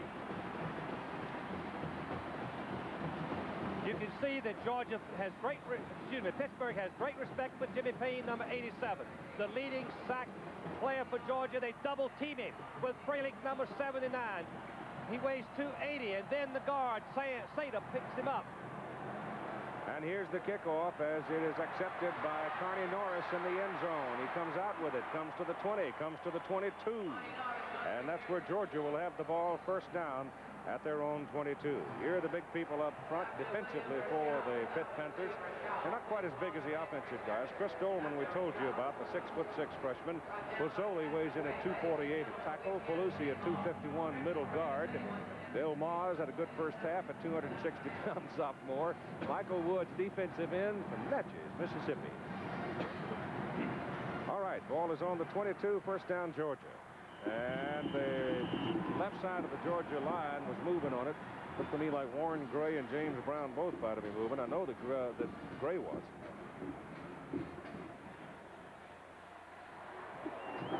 Yep. So now it is Georgia's offensive unit making some mistakes here in the early going. The secondary and linebackers for Pittsburgh. Sunseri, a 220-pound senior, hometowner. Cranack is another Pennsylvanian at 216 pounds. Pappy Thomas, that's Pascagoula, Mississippi. He's from Lewis, weighs in at 195. Dan Short comes in at 204, and Tom Flynn 194. Their secondary is made up of big people. And Georgia busts the snap again. So Pittsburgh started the ball game having this kind of trouble, and now Georgia is starting the second half. They have broken the snap count on successive plays. That time it was Clarence Kay, the tight end.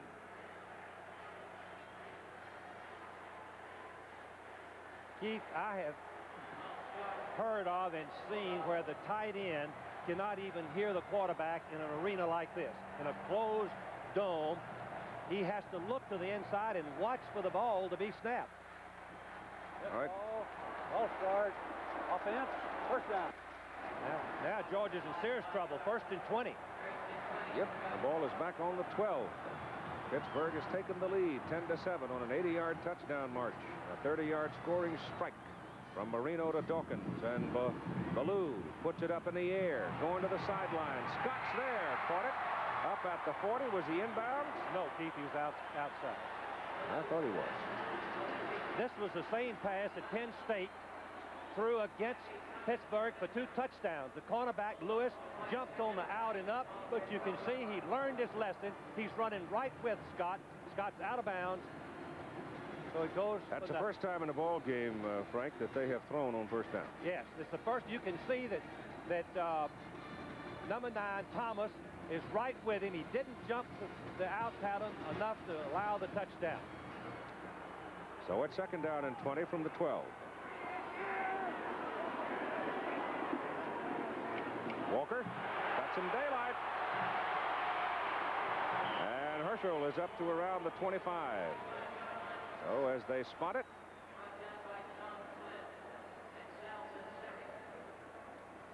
Take a look at the Georgia offense. Ballou, Walker, Stewart, Scott, and Buckler. Buckler has not seen the ball today.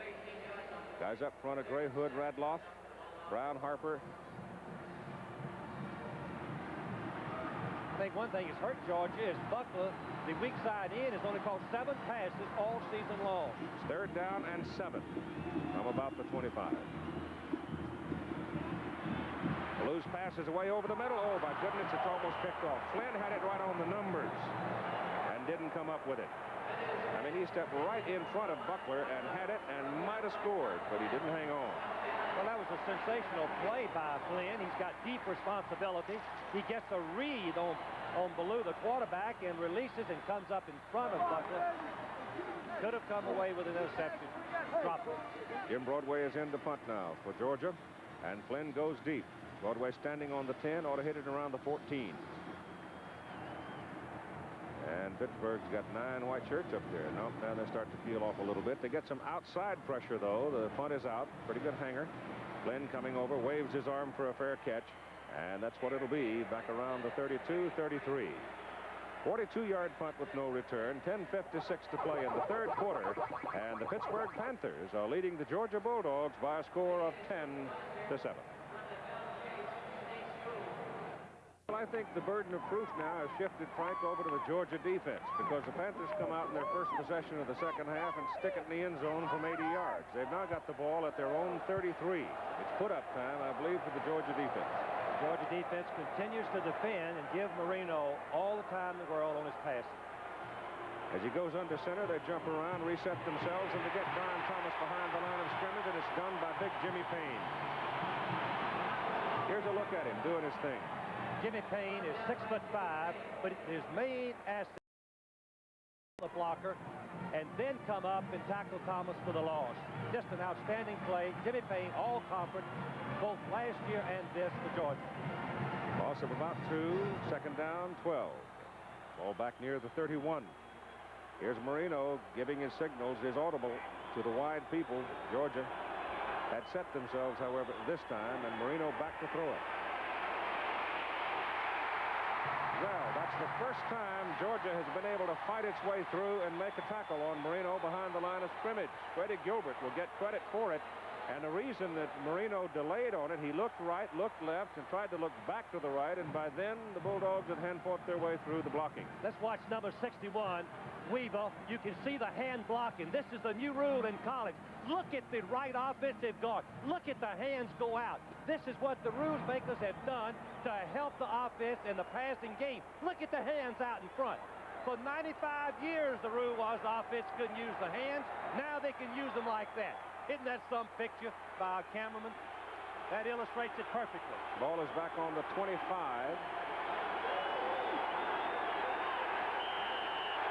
Time. Pittsburgh.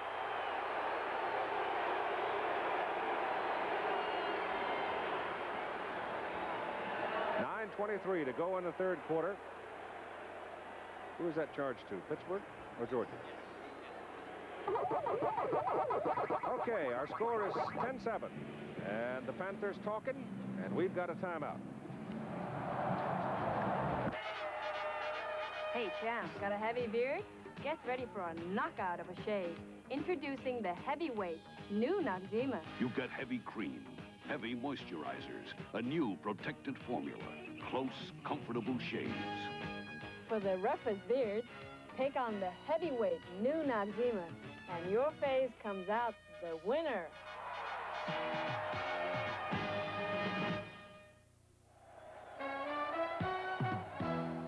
This Bud's for all. A couple of young Georgia fans there.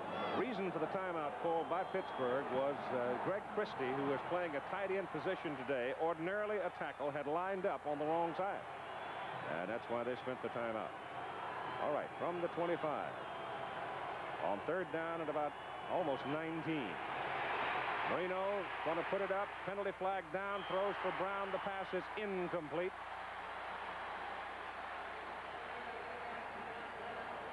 Linesman threw it.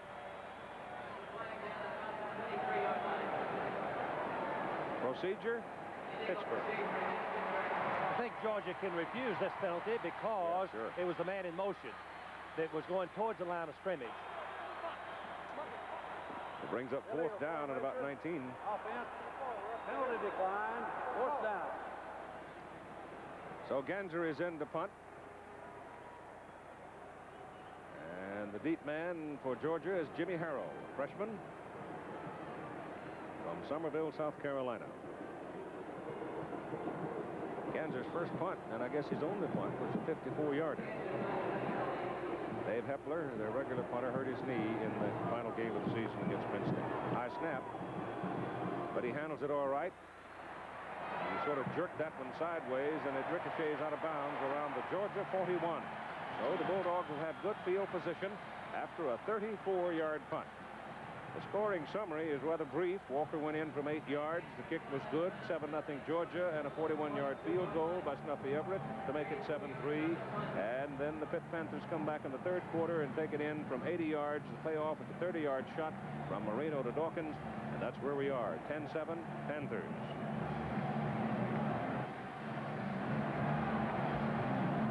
At number 8's a key man right here. They have thrown the ball one time on first down in the whole game. He's going to put it up this time. There's no pressure on him. Now there's some heat, and they get him behind the line of scrimmage as Bill Moss, who's having a heck of a ball game for the Panthers, defensive tackle, big sophomore from Newtown Square, Pennsylvania, makes the tackle.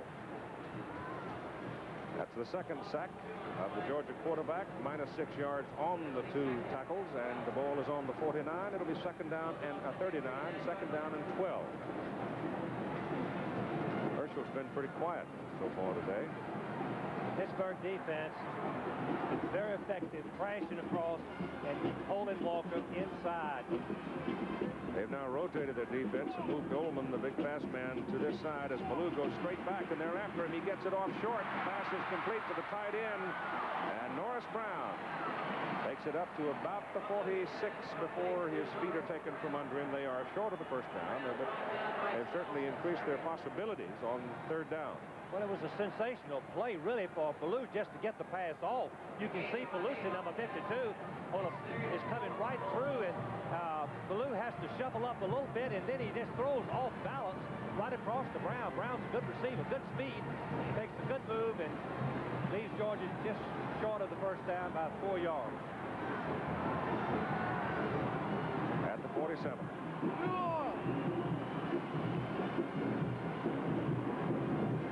Walker won't get it. He won't get it.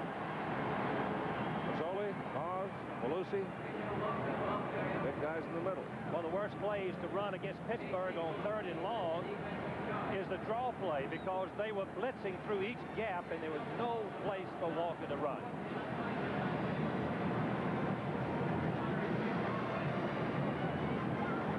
Fifth time in a ball game that Walker has been held to minus yardage. Broadway to punt. Glenn is deep.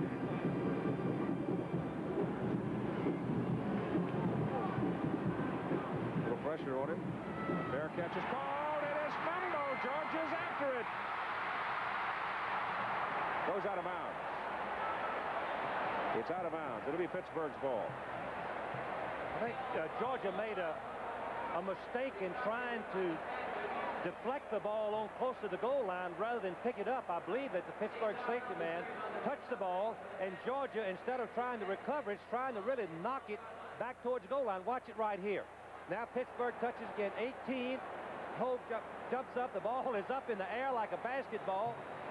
74 finally has it, knocks it back, but it goes out of bounds. Pittsburgh's ball. It's deep, back on the 12-yard line.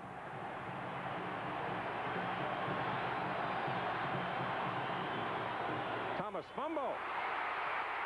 Georgia's got it. Inside the 10, Eddie Weaver.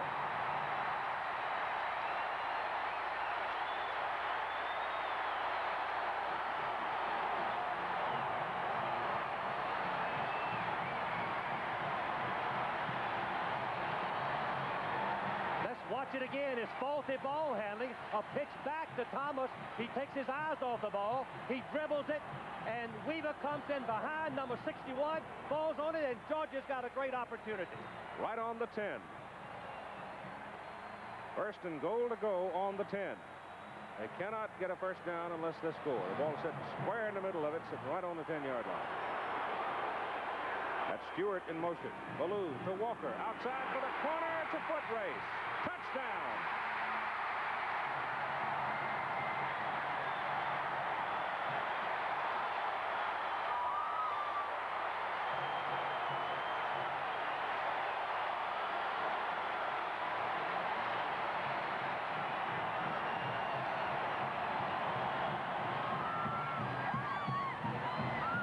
Walker seldom runs where the play is designed.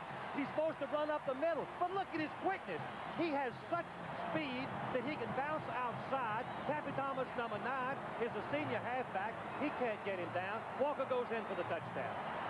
One play from the 10-yard line. Well, that's called exercising opportunity, isn't it? It really is. Georgia got the fumble on the punt, moved 50 yards for the score. They get a fumble on a faulty ball handling, and one play, take it in.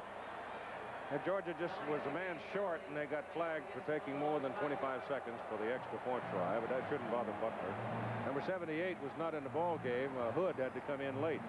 Both fumbles set up Georgia's touchdown. There's Eddie Weaver, who was coming across, trailing the play, but fell on the ball for Georgia at the 10-yard line to give him this opportunity to score.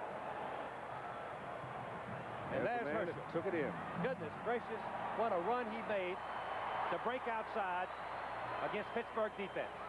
Butler's kick. Missed it.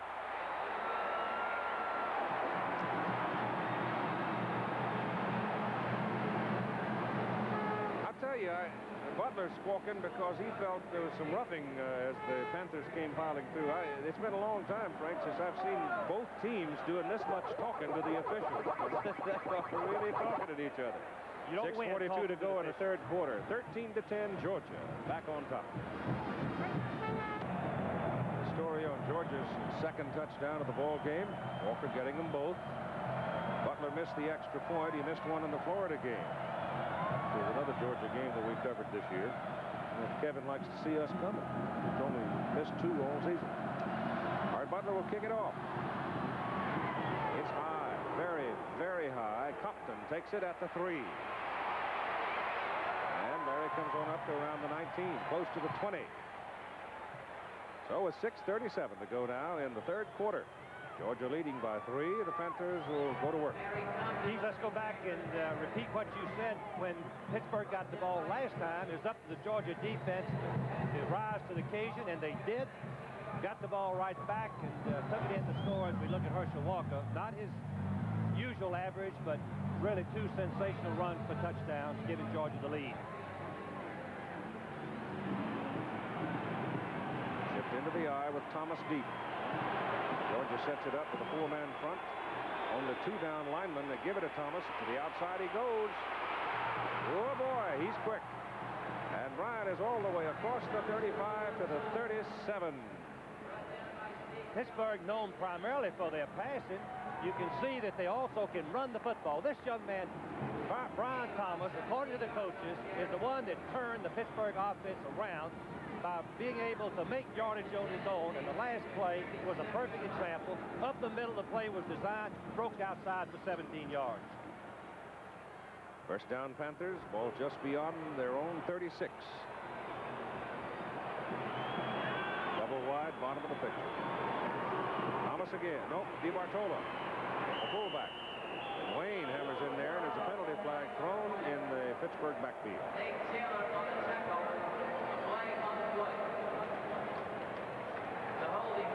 Holding Pittsburgh. My goodness.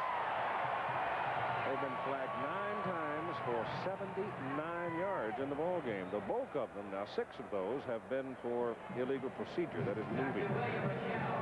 Keith, I think all coaches will agree that penalties do as much to demoralize your football team and take you out of scoring chances as anything else. It just upsets your entire football team. Look at these yards. You can see that Pittsburgh is way ahead of Georgia, but the key to the football game, the 2 turnovers, setting up both Georgia touchdowns. First down and 20 on the 10-yard holding call.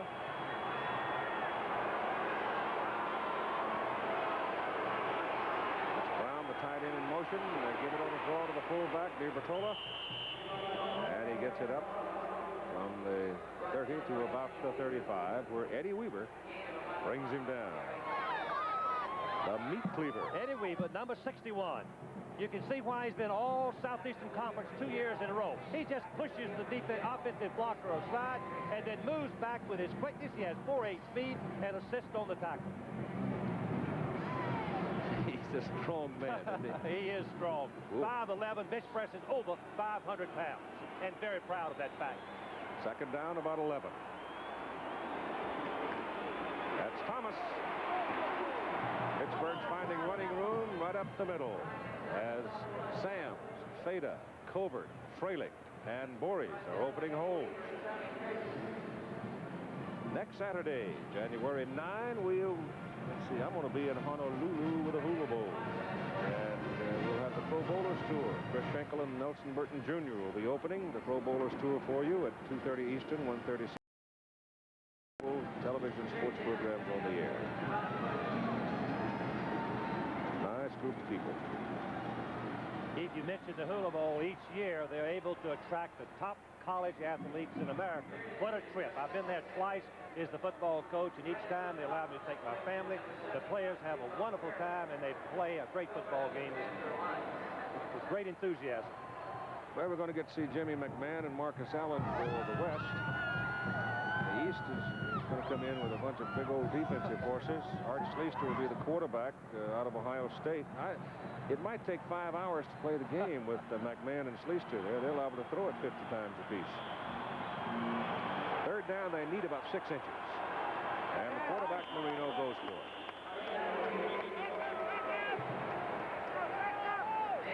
He's obviously got it behind the offensive line surge.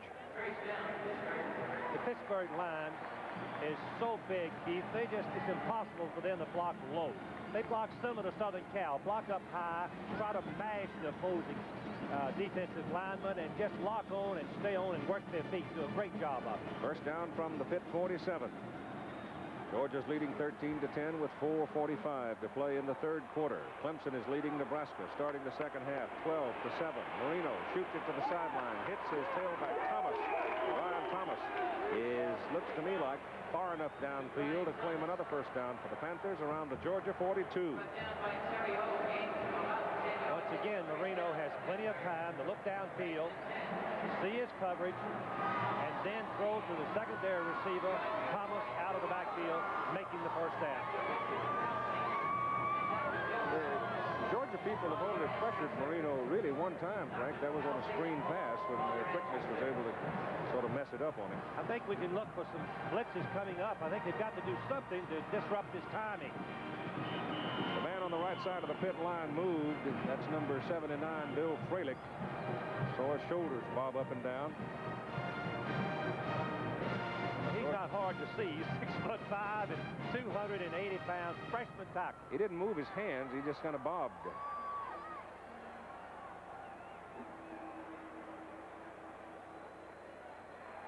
Yep. That's 8 procedure calls, I believe. Look at Jackie Sherrill. He's out on the field yelling at the officials. You can see him. He's upset. And I don't blame him, but there's something about this dome playing inside. The noise level is just unbelievably tough on the quarterbacks and the linemen to hear the snap count. He didn't pick up his hand, but Freilich did move. You could see him bob up and down. So it's first down and 15 at the Georgia 48. Georgia's coming with a blitz. And they run it right up the middle with Brian Thomas and get big yardage on the play. Down to about the Georgia 36. Well, they're cutting up the middle now. That's a little counter play with Ron Feda, who the left guard, pulling and trapping out Jimmy Payne. It had a nice hole, and Thomas shows exactly how he runs north and south.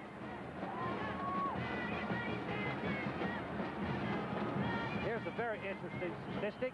Thomas, 93 yards, 5.5 average. Walker, 51, 2.8. Walker has 2 touchdowns.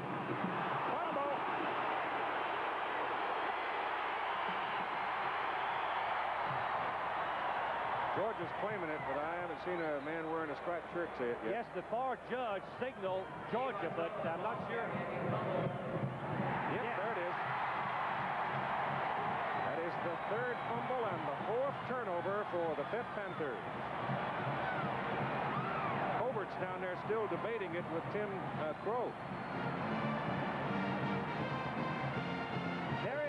Hogue's underneath it. Number 14. This young man has not played in a football game since the first quarter of Kentucky. He's had an injury. Let's see what happens. Well, Crow strips it out of him. Tim Crow is number 91. Let's see his 91. right arm. Right there. His left arm right there. Strips the ball right out. And then I I believe Gilbert, number 90, is the one that recovers it. Hogue, We'll Hogue never got know it. from this view. Hogue came up with it. Yes, that's right. I guess it. So Terry Hogue, who's playing with a huge calcium deposit on a bruised right leg, I'm surprised the youngster's out there, but he, as a freshman last year, remember, blocked the Notre Dame field goal. The Texan is making himself known, isn't he? First down, Georgia. The ball is on their own 35 as the Panthers fumble it away. Pass thrown out, complete to Ronnie Stewart, the fullback, coming upfield across the 40. So Ronnie Stewart gets into the offensive flow of things. The play is good. And a penalty flag. Happy Thomas hit the Georgia player in the face. I'm not sure whether it'll be a double foul, but Thomas definitely hit a Georgia player with his left hand in the face. Right over to the left of the screen. If we a little shoving going on, and Thomas just up and hit him right in the face with his left hand. Well, it could be on both sides. I don't know. This ball, personal foul here. This ball, personal foul. Offset, second down. Tempers are a little ragged. Well, there's a lot at stake. You know, Pittsburgh is trying to come back from the embarrassment of the Penn State game. They're fired up. Let's see on the left of your screen, Pappy Thomas, number 9. See if we can see it. It's further to the left. It's not in the picture yet. You see 56 of Georgia. Oh, he couldn't see it. Center. All right, second down as Ballou rolls it. Sets up. Gets out of there. Fumbles. Picked up. No. Pittsburgh gets the ball. Pittsburgh's got it. And penalty flags are thrown downfield, stopping the play. Sunseri finally came up with the ball. Once again, the college rule, you cannot advance the fumble by the opposing team. It'll be Pittsburgh's ball.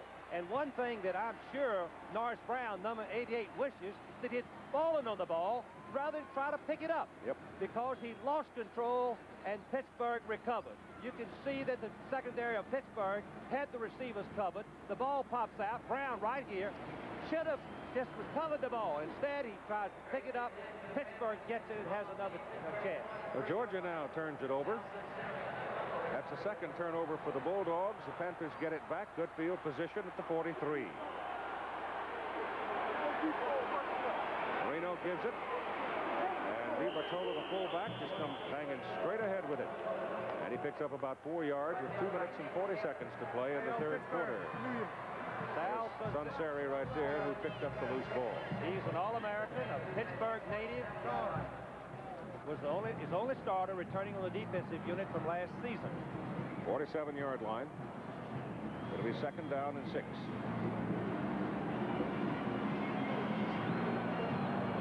Dawkins comes wide to the right. Double wide to the top of the picture.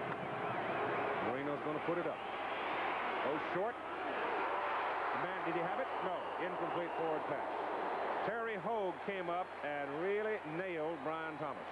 That is what the backfield coach will say is a good searcher. I know that Bill Lewis, coaching the secondary, always yelled when he coached for me, search him, search him. A little short pass. If you look at Bill Lewis, give instructions to the defense. That was an excellent play, knocking the ball loose. Third down and 6. Hogue is out, and Darrell Jones, the sophomore, has gone in to play that position now. And so has Antonio Render, so they got 5 defensive backs in there. And Georgia defending again with 3 men rushing. Marino runs it up the middle and goes for a first down. So a quarterback draw is good for a Pittsburgh first down just over the Georgia 45. Why would the quarterback draw work so effectively? Georgia with a 3-man rush, rushing them in to the outside, leaving the nose man Weaver, the only man to stop the run. They double-team Weaver. Marino makes the first down. Less than 2 minutes to play now as we just passed the 2-minute mark in the third quarter. 13-10 Georgia in the Sugar Bowl. 12-7 Clemson over Nebraska in the Orange Bowl. They're in the third quarter as well. First down for Pittsburgh. Here's Brian Thomas with the ball. And Thomas he's going to get 4 yards on that carry down to the 41. Joe Crimmins made the play. He is from Eustis, Florida. Big defensive tackle. I've been very impressed with Brian Thomas, number 44, with his ability to see the blocking. He's got 97 yards.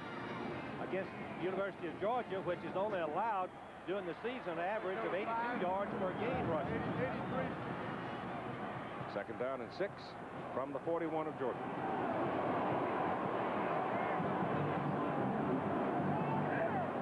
Marino calling his play at the line of scrimmage. Quick shot to Dawkins. Dawkins on the sidelines hits the chalk down around the 32. That'll be a first down for the Panthers. What we just witnessed was Marino's ability to read the defense, see the single coverage with blitz coming, just raise up and hit Dawkins on the sideline. Just a matter of throwing and catching it as no one was covering him short. 55 seconds to play in the third quarter. You can see how impressive Dan Marino has been. 19 out of 27, 1 TD, 1 interception. Georgia sets a 5-man front defensively this time. Now they drop off. Penalty flags are down. DiBartola bangs it in there to about the 28. John Brown may be the guilty party for Pittsburgh, and it may very well be another procedure call, and if it is, that'll be number 8. Offside. The tight end cannot get a procedure call, Pete. That's right. He'd have to be offside, wouldn't he? He would be offside.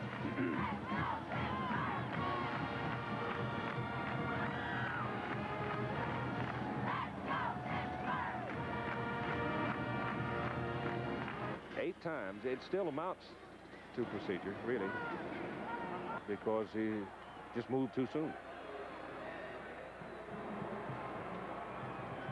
Now we've got 2nd and 10 into a passing situation for Pittsburgh. Let's see if Georgia can finally blitz.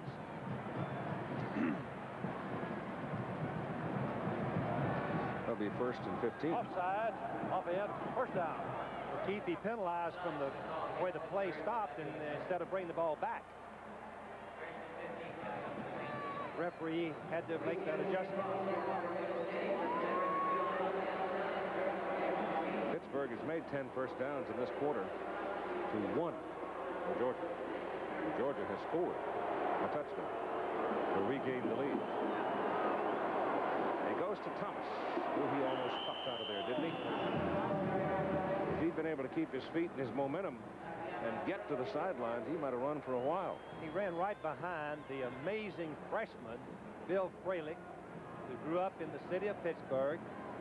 6'5", 280 pounds, and his coach Joe Young tells me he's one of the most unusual youngsters, and he can pick up the blocking assignments as quickly and play as effectively as he has. Thomas now has 103 yards. 103. 19 carries. 2nd down, 8. Swings it out to the fullback, DiBartola. To the 21. That's the first down for Pittsburgh. And so we've got 15 minutes to play, and the Panthers are on the move again. With our score after 3. Georgia 13, Pittsburgh 10, and the 48th Sugar Bowl. We'll continue after this commercial message and a word from our local station. He looks like that guy was running up and down my hall last night. The ball is on the 21-yard line of Georgia. First down Pittsburgh as we start the 4th quarter of play. Georgia leading 13-10 in this 48th renewal of the Sugar Bowl.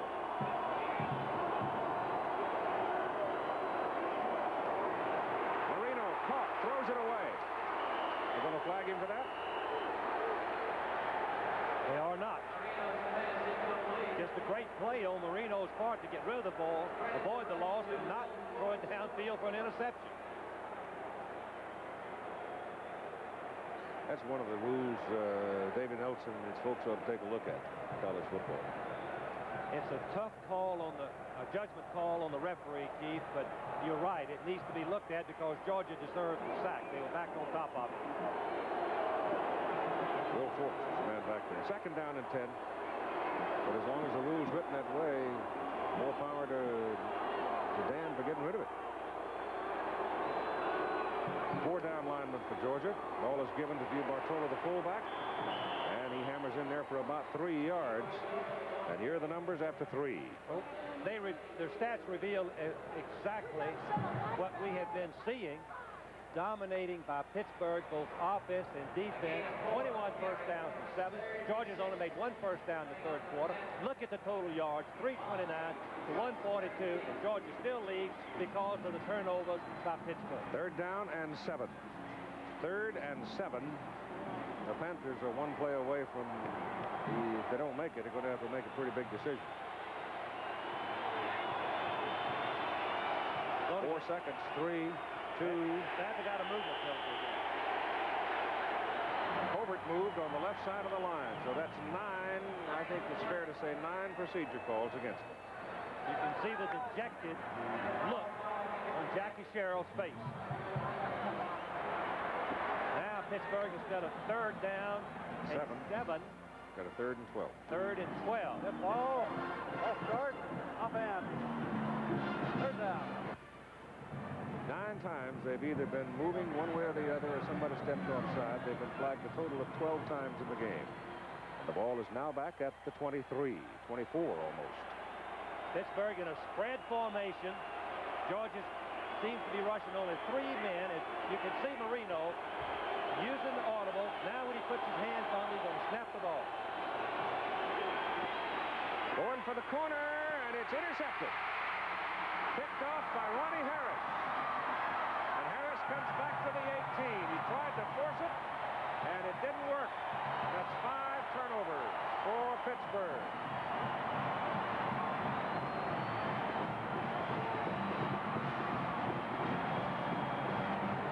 I'm sure that penalty made Marino go deep. He throws the ball right into traffic. You can see 2 Georgia men right there. There wasn't a chance for the pass to be completed. The object that came into the picture there is the beanbag that the official throws on it.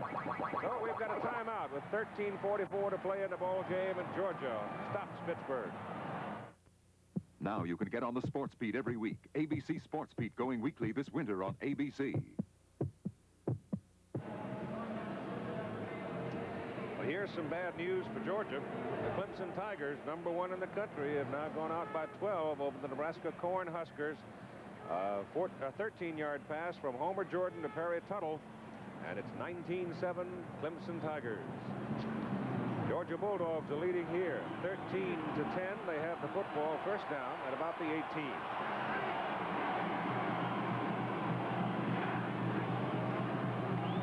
Go to Walker, and Walker saws it up the middle, and the ball came loose. And Pittsburgh's going to get it, I think. Pittsburgh is in the blitz. You can see the linebackers going through the gap. Walker has the ball, but is stripped out on the right side by number 66, it looked like. Salseri, the ball bounces out. It's covered by Woods, number 96. And so the Panthers get the ball back, and they get it on the Georgia 23. With 13 minutes and 38 seconds to play, it is Georgia's 3rd turnover. Oh, let's see what Pittsburgh can do with this opportunity.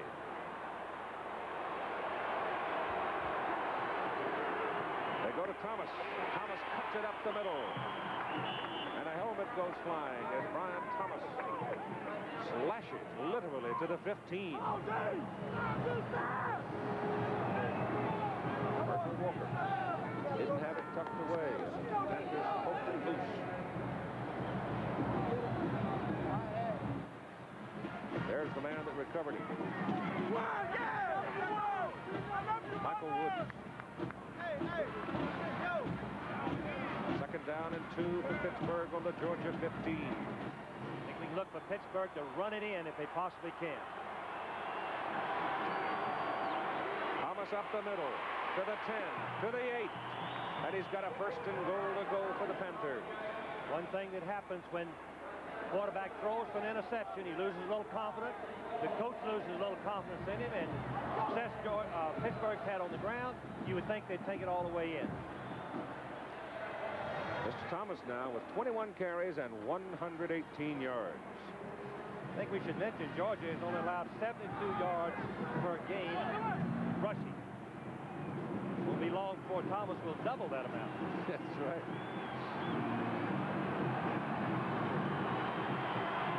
First and goal from the Georgia 8. Goes to Thomas again. Cuts back off the sweep. Gets it to the 6. That's a little bit of a student body right, wouldn't it? Exactly. The Southern Cal sweep to the right. Thomas cuts back, sees a little daylight, makes a good twist. Instead of making no gain, picked up 3 or 4 yards.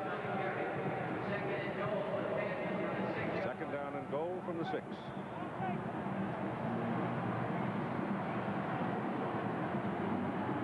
Minutes to play in the ball game.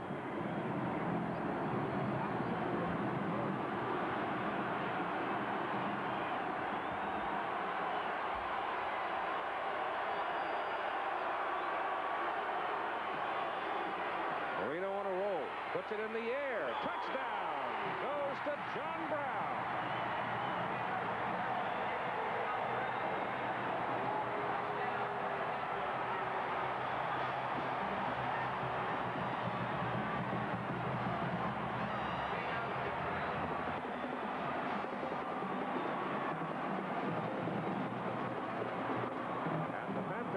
On top by 3. That Brown has played a big role in this game, hasn't he? Yes, he has. He's a former wide receiver that worked on weight, gained 30 pounds, and they moved him to tight end. He has 4.6 speed. The kick is just barely good. Snuffy almost missed getting it up. But it is good. And so Pittsburgh now leads by 4. Here's the touchdown. Brown is going to get in behind the linebackers. You can see he's wide open, and Marino throws the ball in there with touch. Watch Marino take something off of the ball. Brown is wide open. You don't drill the ball in. You just lay it up. Look at him floating. Tissue paper all over that ball. Good hands by Brown. Breaks it in for the touchdown. And so with 11 minutes and 40 seconds to play in the football game, it's Pittsburgh 17 and Georgia 13. Well, obviously John Brown is happy. That is a real live buddy there. Eric Schubert is ready to kick it away for Pittsburgh. And the deep people are Herschel Walker and Carney Norris. For the Georgia Bulldogs, Pitt on top by 4. Eric hits it and hangs it up there. And he hangs it right to Norris, who's 7 yards deep. And he will not bring it out. So it will be Georgia's ball, first down and 20. And there are the statistics on the scoring effort by the Panthers after Georgia had fumbled the ball away. Well, it was a hard day today for Marcus Allen, the Heisman Trophy winner for USC, and it's been a hard day so far for Herschel Walker of Georgia. Yes, it has. Bo Spazio, the defensive coach for Pittsburgh, is really an outstanding tactician. Teams, 2 years he's coached the defense. They've led the nation both years. Goldman makes contact over there. Perhaps he was teased offside. So let's see whether or not Chris was drawn off or whether he was anticipating. Yeah, it's against Pittsburgh.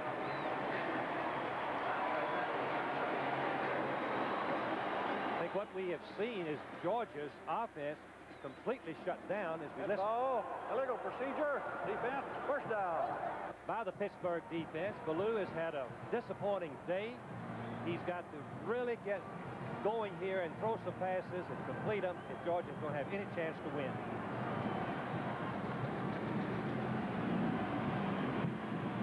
First and 5 from the 25. Ballou's pass to the sidelines. Buckler has it.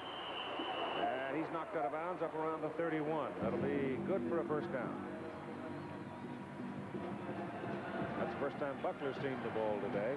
And you see what I meant when I said Herschel had a hard day.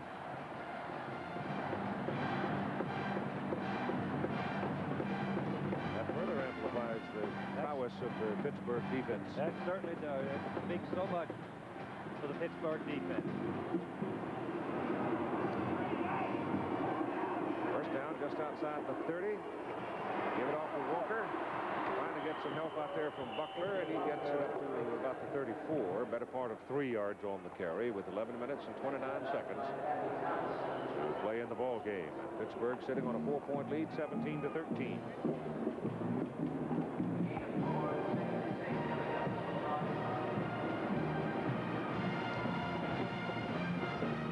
Each of these universities got 12,500 tickets with an option on 5,000 more. Pittsburgh sold 11,000, so they've got 11,000 Pitt fans here. Georgia took every ticket they could get their hands on. And then some, I think. Ballou dumps it off to Walker. Walker to the outside, up the sidelines, takes on the Pitt man, Thomas, and he's rolled out of bounds up around the 44. Tim Lewis actually shoved him out. One thing that Pittsburgh's defense is doing effectively is rushing Ballou on the rollout passes. The quarterback has no chance to really dump the ball across the line of scrimmage when the blitz is coming. The only chance he had on that play was get it to Walker. Walker made a nice run for the first down. Ball is up around the 46. They give us progress for a first down. Georgia 46. Scott has caught one pass today for 5 yards. Here comes the blitz. Come on, dog! Come on, dog! He's going deep, and it's Scott, and he had it, and he couldn't hold it when Pappy Thomas came across and belted it.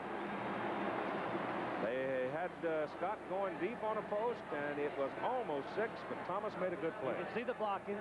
Ballou has time. He lays the ball. He puts air under it to let Scott run under it. Scott's going to have it right here, but Thomas, number 9, you can see. No, he didn't. I don't believe he ever held it, Steve. Thomas was right there to knock it down. Thomas, number 9, is planning man for man. Rolls right with him. You can see Scott have a pretty good burst right there. Runs away from Thomas. The ball is thrown, but right arm, the right hand of Thomas knocks it out. On second down and 10, give the ball to Walker, caught in the backfield. He was looked like Pelusi, number 52. J.C. Pelusi from Youngstown, Ohio, comes in to get him. Pelusi's the nose man. He's the third of the family to play at Pittsburgh. He's coming on the snap of the ball. This is something that Pittsburgh does. All he does is just shove the Georgia blocker to the side, comes in and tackles Herschel by the left leg, gets help from a teammate. Another loss for Herschel. Back to the 42. Walker now has been hit 6 times for a loss in this ball game. Ballou has a little room, going to run it. Looking for the sidelines, takes it back up the middle and breaks out of the pack. And carries the football across the Pittsburgh 35 down to about the 33, and he comes up hobbling. We'll try to walk that off. Nice the Georgia fans and get them fired up. Here's Ballou doing something he wouldn't do last year. The receivers are covered. When not to throw is important. Now he's going to scramble. You can see Thomas, number 9, and Kradick, number 56, trying to make the tackle, miss him, and finally playing number 5 brings him to the turf. First down, Georgia at the 34. They go to Walker. And Walker's still going. He's out of bounds. An incredible burst of speed and strength by Herschel Walker, and it's down at the 10-yard line. Tom Flynn saved the touchdown. Keith, I've never seen anything like Herschel Walker when he gets a little daylight. Watch the run. Watch the power. There's nothing there. There's no blocking. He cuts inside. Watch him just run right over All-American Sal Sunseri. Then he throws the burst of speed. Flynn, number 5, finally gets to him and knocks him out of bounds at the 10-yard line. After a 24-yard gain. There's no way you run over Sal Sunseri. Sunseri I like agree. that.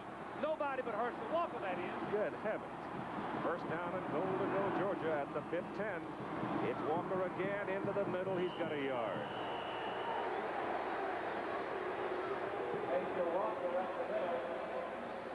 Clemson now rolling it out to 22-7 over Nebraska. Clemson defense obviously controlling Nebraska's I formation. And Homer Jordan leading the offensive troops. And they run up to a 15-point lead now. And if they win that ball game, they've got to be number 1. I don't care who's doing the talking.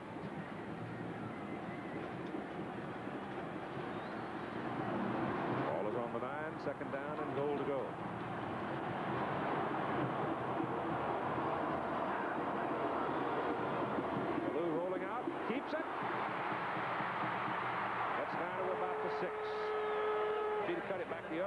scored.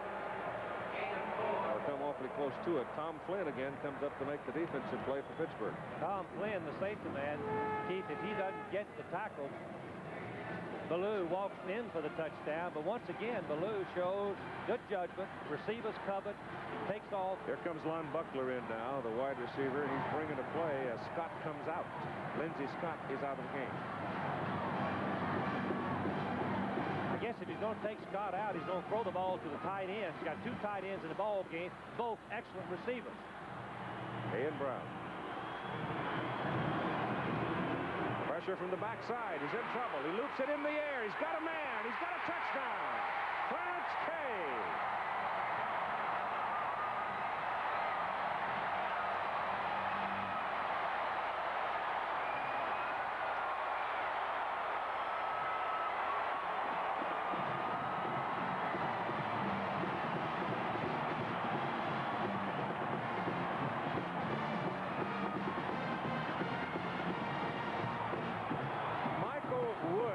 Was coming from the backside, giving the pressure. I mean to tell you, he almost planted Buck Ballou under the carpet.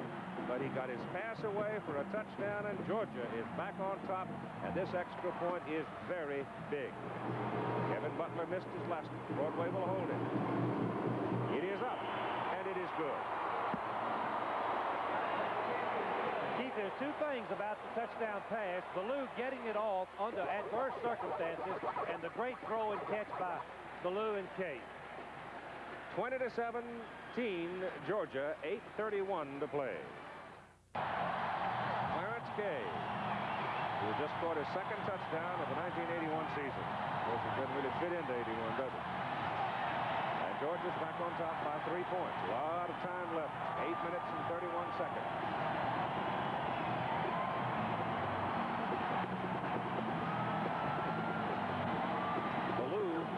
That drive of 80 yards.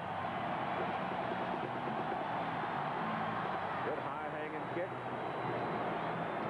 McIntyre won't come with it. It'll come out to the 20. Here's another look now at the touchdown. I think you ought to watch Ballou and watch Michael Woods, number 96, come in from the right of your screen. Ballou never sees what happens. He throws the ball. He goes to the ground. And the only reason he was a touchdown, the Georgia fans start cheering. Clarence Kay, number 84, good hand, looks the ball in and touchdown. 2nd time this year. Well, he's got to be happy. Buck's trying to get the cobwebs out between his ears, I think, after the way Woods hit him, because he really leveled him. Woods has 13 sacks for the season. He's the key man in the Pittsburgh defense to rush the passer. First down Panthers now at their own 20, leading by 3.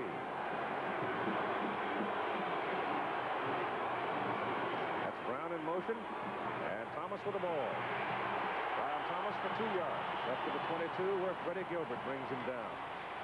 Now we don't see a real test for the Georgia defense. If we look at Buck Ballou, he has started 29 football games for Georgia, and they've won 27.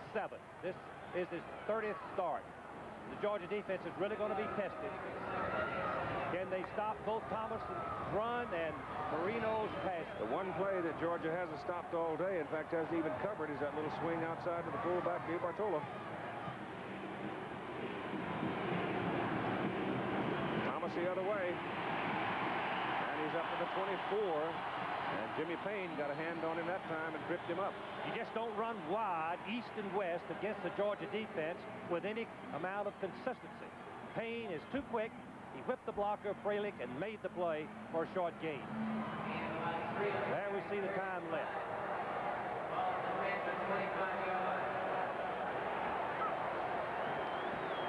Oh, this is a crucial 3rd down call for Pittsburgh. It's a good football game, Frank. It's a great football game. We've seen some tremendous games all fall. College football, exciting. This is a typical game. 3rd down and 5. He goes for Dawkins, and he nails him, and he is shoved out of bounds up across the 40. At the 42. So Julius Dawkins is there when they need him most. Oh, this is the kind of route that only a great receiver and passer can pass. In and out, the ball has got to be right on target.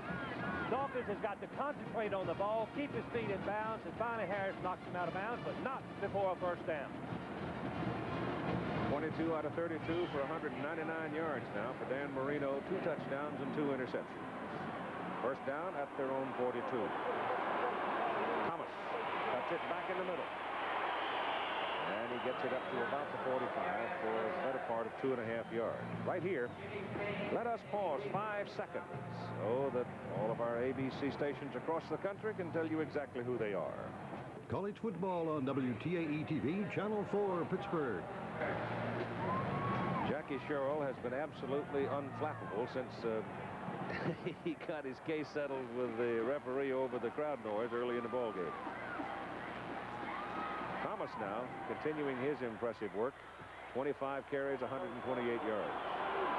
Second down and about 7. That's Steve Bartola, the fullback. He's a bit of a bulldog himself. He gets it up to midfield. We'll be looking at about 3rd and 2. It seems to me that Pittsburgh has made most of their yardage running behind the big freshman. On the right side of the offensive line, they've got Ron Fada at right guard, who weighs about 260, but Fralick, the freshman, weighs about 280. There's Dan Marino's numbers for today. Just a brilliant quarterback. Third down and pretty close to 3 yards. 2 tight ends, power attack. Rolls it out, wants to throw it. Gets it off, throws it to crowd. Well, there was some pressure from Jimmy Payne. Payne came all the way from the other side. And I am sure that Marino heard those hoofbeats coming. And finally, he unloaded it rather than eat it back there. And they'll have to punt. A little bit of a surprise call for Pittsburgh to line up in a goal line offense and then throw a rollout pass. I think that was the same play right there that they scored on with the tight end. It was, but Georgia's in a different defense on that part of the field rather than on the goal line. So we've got a timeout called by the University of Georgia Bulldogs. They got a little mixed up in their defense. I think they might have been out there with only 10 people. So there's a timeout on the field with 5 minutes and 37 seconds to play in the ball game. And Pittsburgh's got to punt it away. 4th down and about 3. Greg Genzer is in to punt for Pittsburgh. Way back there, but they got 3 men up short, and they do snap it to Tom Flynn, and Flynn will not get the first down. Georgia smelled that all along because they just, I think, some reason you almost expected it to happen, and Kevin Jackson brought him down, number 71. Genzer was way back there. They had Kelly in there. Then they finally put Harrell in, their punt returner, and the Georgia people just never expected Pittsburgh to really punt that ball. Keith, that's the reason Georgia took time out. They expected some trick play. They got their defense over, gave them instructions as to what Pittsburgh has done in the past, and they defended it perfectly and took the ball on down. And they've got the ball at midfield with 5:29 to play in the game and leading by 3 points. Uh-oh. The man on the right side, the tight end, moved a little bit. But Keith, he can move and get set. If the official calls it perfect, right, in my judgment, it's against Pittsburgh. Yep. He did not pick up his hand. The tight end is entitled to some movement. Have a false start by the offense. Yeah, they call false start on him. Delayed by the defense. They offset. You like that call? Well, we start over. Watch the right end move, but the right end is not forced to stay in his position. As long as he gets back before the ball is snapped, it's legal. Now the right guard doesn't move simultaneously with the movement of the right end. Therefore, he's illegal. Double penalty. So we'll get it going here, folks. First down on midfield for Georgia as Ballou gives to Walker. Walker never really got anything going. He sort of stumbled as he was looking for a crack in the line, and he gets a yard to the Pittsburgh 49 at 5:20 to play in the game. Walker now 24 carries and 82 yards in the ball game. The big running star of the game has been Brian Thomas. I don't believe that Georgia can be too conservative. If they have to throw the ball, they'll be very careful with it. They have confidence in Ballou. He will probably roll out or throw something behind the line that's relatively safe if he's forced to go to the air. And don't overlook the Butler situation because he has long range. Place kicker. Here's the pass away, intended for Scott, broken up by Thomas. Happy Thomas was right there with him. I think that's a good call. I agree with that. I don't believe Georgia can be as conservative with Pittsburgh being so strong offensively in the passing game. I think Georgia's got to try to make a first down. It'll be third down and about 9. Scott's out. I can see Pittsburgh coming with a blitz on 3rd and long. They got both the tight ends, Kay and Brown, in there with Buckler, the wide man. That's Walker. Good coverage outside by Pittsburgh, and they've got him around the 47. So it'll be 4th down, and Georgia will go to the punt. 3rd down and 10. Georgia will at times run Walker, hoping that he'll break the play outside, but not against the Pittsburgh defense. Georgia might have been better served by throwing the ball and trying to make the first down and keep possession and the ball away from Pittsburgh. Art Flynn will go deep for the Panthers. Broadway is in to punt for Georgia, and we're running down toward 4 minutes to play in the ball game. I believe Georgia's going to let the 25-second clock run out and take the 5-yard penalty. Don't blame him.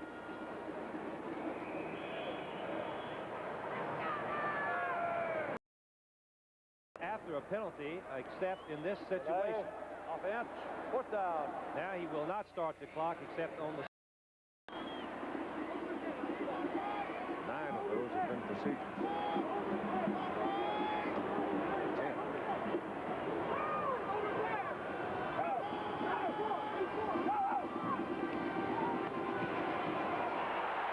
Kick is away. Man came blistering through and decked the punter, Broadway, which got a big roar from the crowd.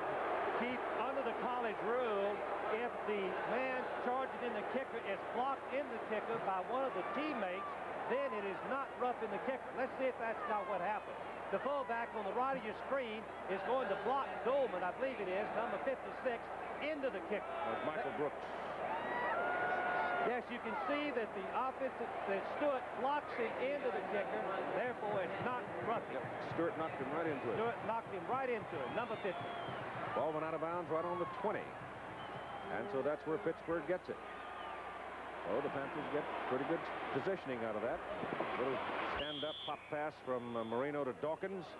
And it's good for about 5 yards.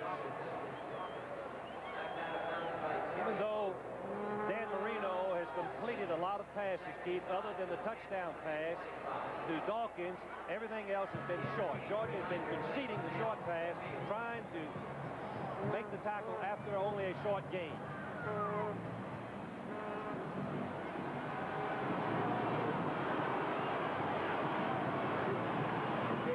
Into the fullback, Wayne DiBartola, and he could have a first down. Does.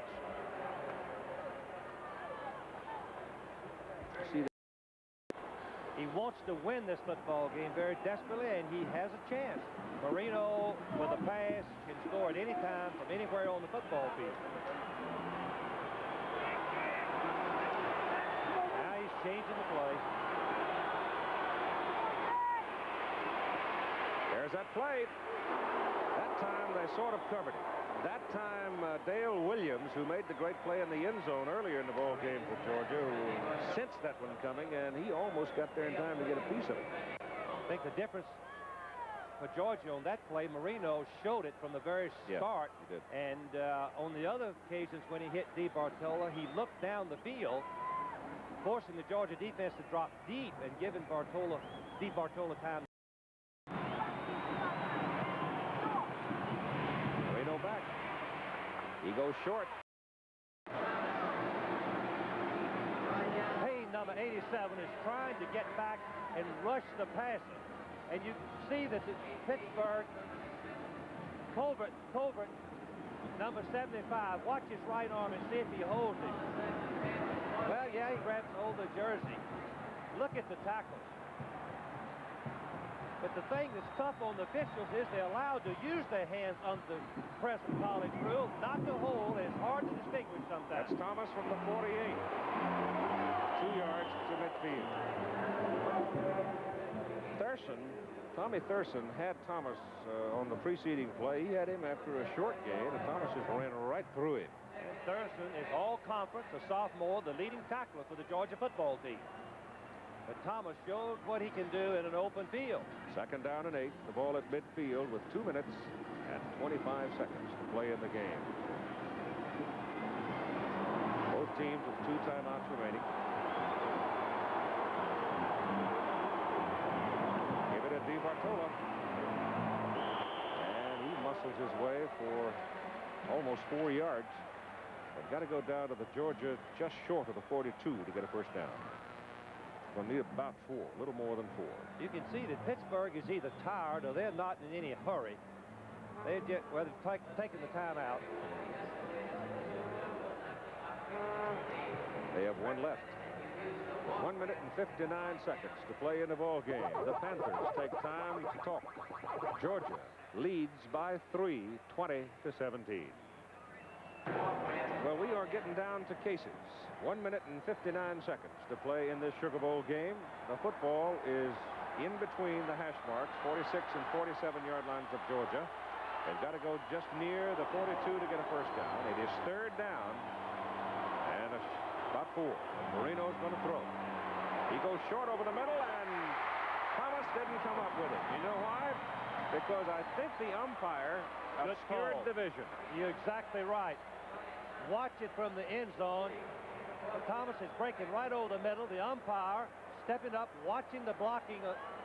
You can see the umpire's feet coming up. The ball obscured his vision, goes right through Thomas's hands. It is 4th down and 4 for Pitt with 1:54 to play.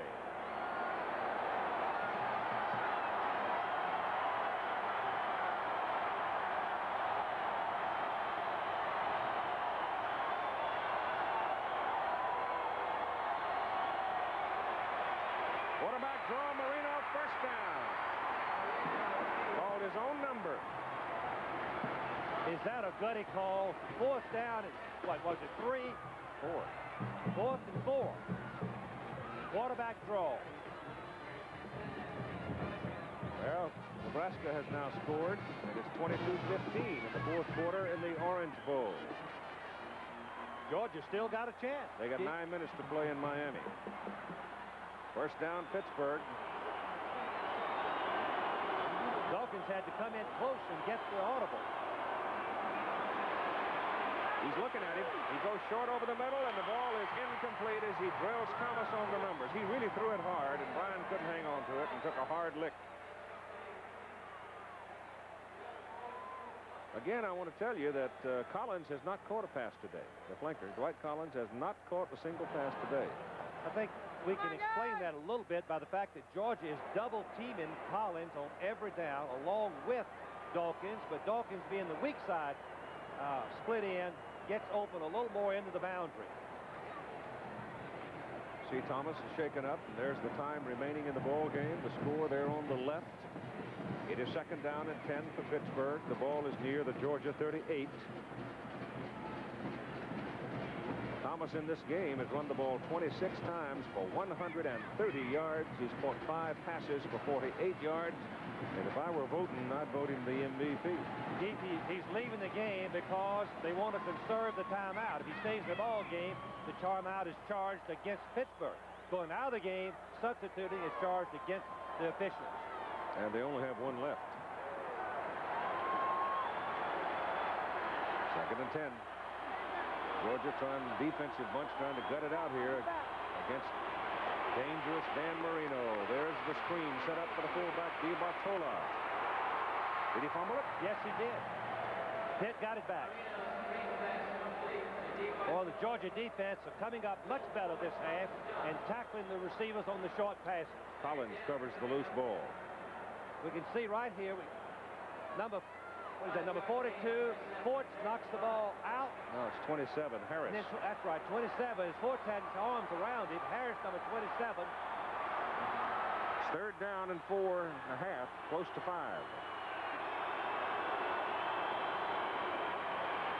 Short drop. Marino sets up now. He's looking for the man over the middle, and he can't get him. It's incomplete. Dawkins was trying to come back to help his quarterback, and he couldn't find his way through traffic. And Forts, the linebacker closest to the line of scrimmage, deflected the ball, Keith, to prevent the completion. Now there's your time. Georgia, the defensive kids have just fought their heart out. like the Dickens. Golly. I'll tell you right now, when you can come in here and play this much defense, and they have been on the field virtually the whole second half, and this Pittsburgh team is a big, strong, tough, talented football team with a most dangerous weapon. They have just spent the last time out as Marino goes over to talk. The executive producer, Roone Arledge, our producer of this game, Chuck Howard, and Andy Sedaris. They've produced and directed all of our college games this year with Johnny Allen, our TD, Ben Harvey, our AD, Bobby Armbruster. And a rundown of the unit managers, assistant to our producer, Garland Feet, researcher Jerry Klein, and statistician Mike Swanson. It is a long list of fine people who work hard, and we're particularly proud to be associated with them because they're all pros. There's Tomahawk, the video operators, graphics, our cameramen. Some of them come from the east, many of them come from the west. Videotape operators, maintenance guys that make it all work, transportation people who move it around. Great bunch. It's fun to work 10, 12, 15 years with these kind of people, I'll tell you. Keith, I've only worked 5 years, and I've learned very quickly they're great craftsmen. They do a tremendous job of bringing this exciting college football to the fans across the United States. It is 4th down for Pitt. 4th and 4.5. Could be the last play for him. Marino goes deep. Brown, touchdown! John Brown makes a great catch with 35 seconds to play.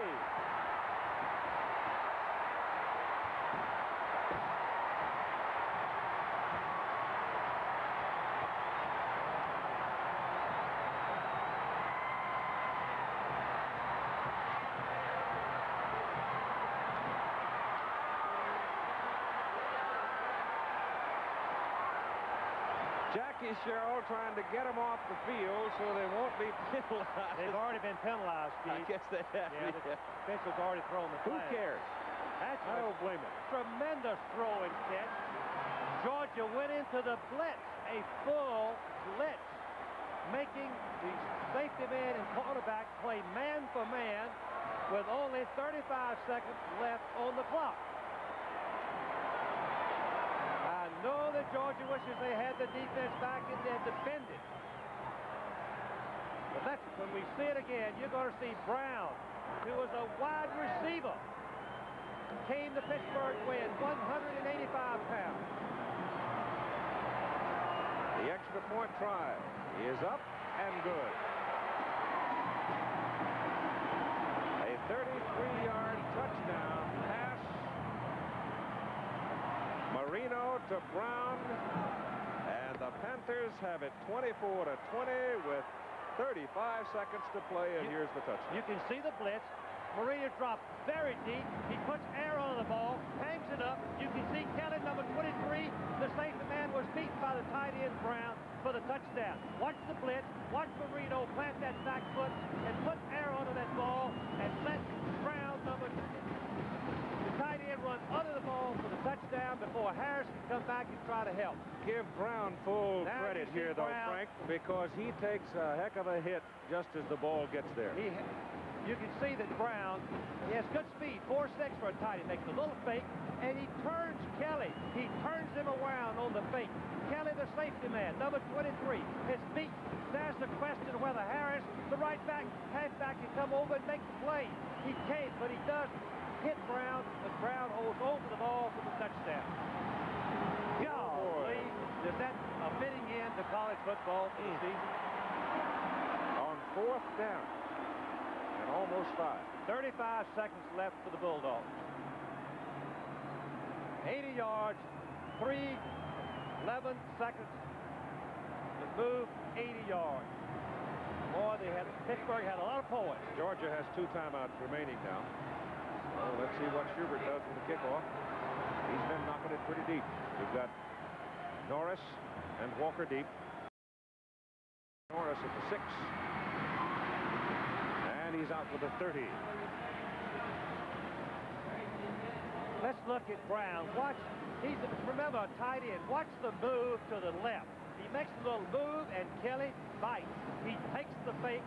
He has to turn around, and he loses the depth, and Brown gets in behind him for the touchdown. So you've got 29 ticks remaining on the clock for Georgia. Ballou back. Pressure's on. Runs away from it. Gets it off over the middle. It is intercepted. It is picked off by Troy Hill. And that stops the clock at 17 seconds to play. And this 28th Sugar Bowl game should belong to the Pittsburgh Panthers. Just short of Georgia blocking it up on a 4th down and 4.5. Marino goes 33 yards down the middle to his tight end. The point is good. And Georgia's hopes for repeating as national champions have just gone a glimmering. Keith, it's been a well-played football game, except for a few penalties because of the noise level in the dome here. Marino showed great poise. Pittsburgh's offense felt they could score, and they did. Georgia defense held out the very last before the bomb hit them when they jumped into man-for-man coverage and tried to blitz Marino on 4th and 4.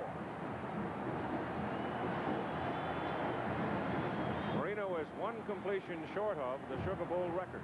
Keith, 26 out of 41. I want to mention one thing. 62 of the 67 Pittsburgh players listed on the roster will be back next year. Including Marino. Including Dan Marino, all of the receivers.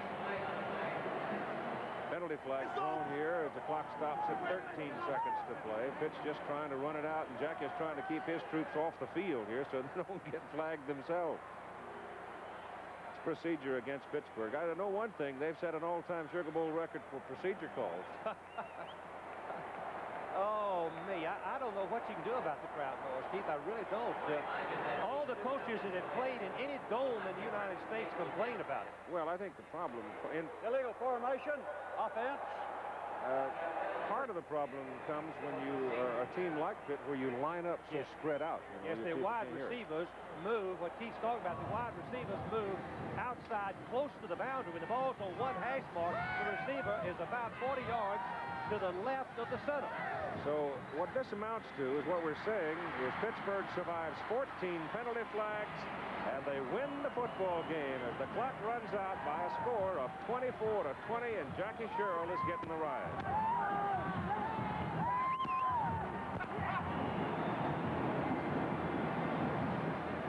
Now, if we can find our partner Bill Fleming in that melee, I'm sure he's going to talk to a very happy Jackie Sherrill. It's awful hard to get in here because Sal Sunseri is giving Jackie the biggest hug he ever had in his life. Jackie, turn over here for a second. Oh, wait a minute. He wants to see Coach Dooley. He wants to see Coach Dooley for a minute. Here they are.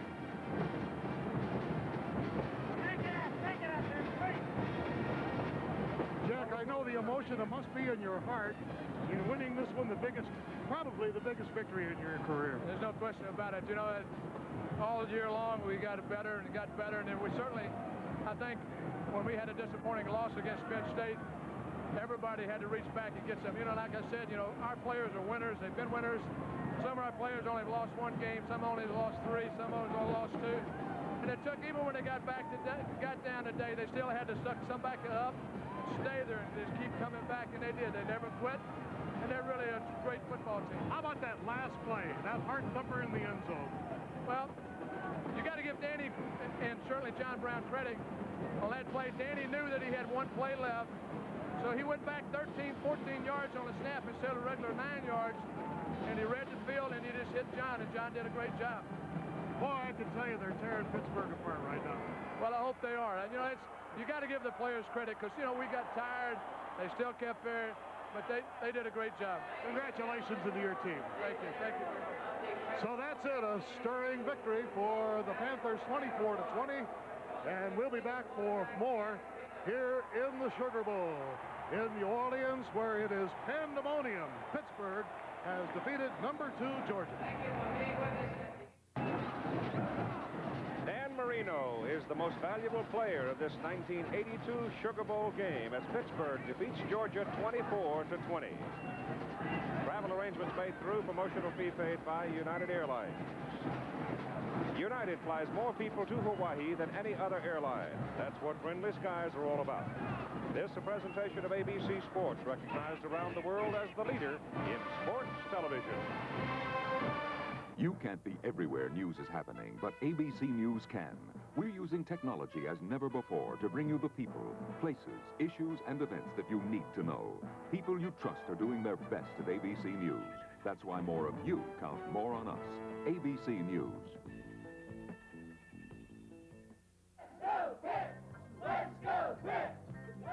Pitt dogs Georgia at the Sugar Bowl tonight, and John Steigerwald has a complete look at the game, plus all of today's football action. Reports indicate that the axe may finally fall on National Security Advisor Richard Allen. And we'll show you a scene that's almost better than the calendar at confirming that the new year has begun. I'm Don Cannon. It's 11:31 here in Pittsburgh. Paul Long and I will have details behind tonight's headlines next on Action News.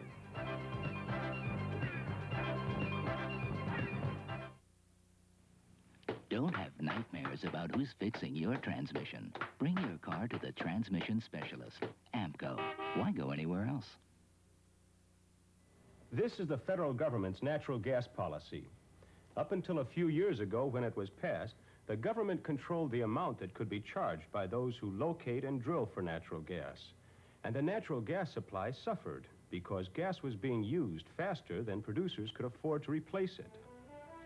As a result of today's partial deregulation, producers now have the incentive to explore and drill, which means they can afford to drill into the vast gas reserves that meet your needs.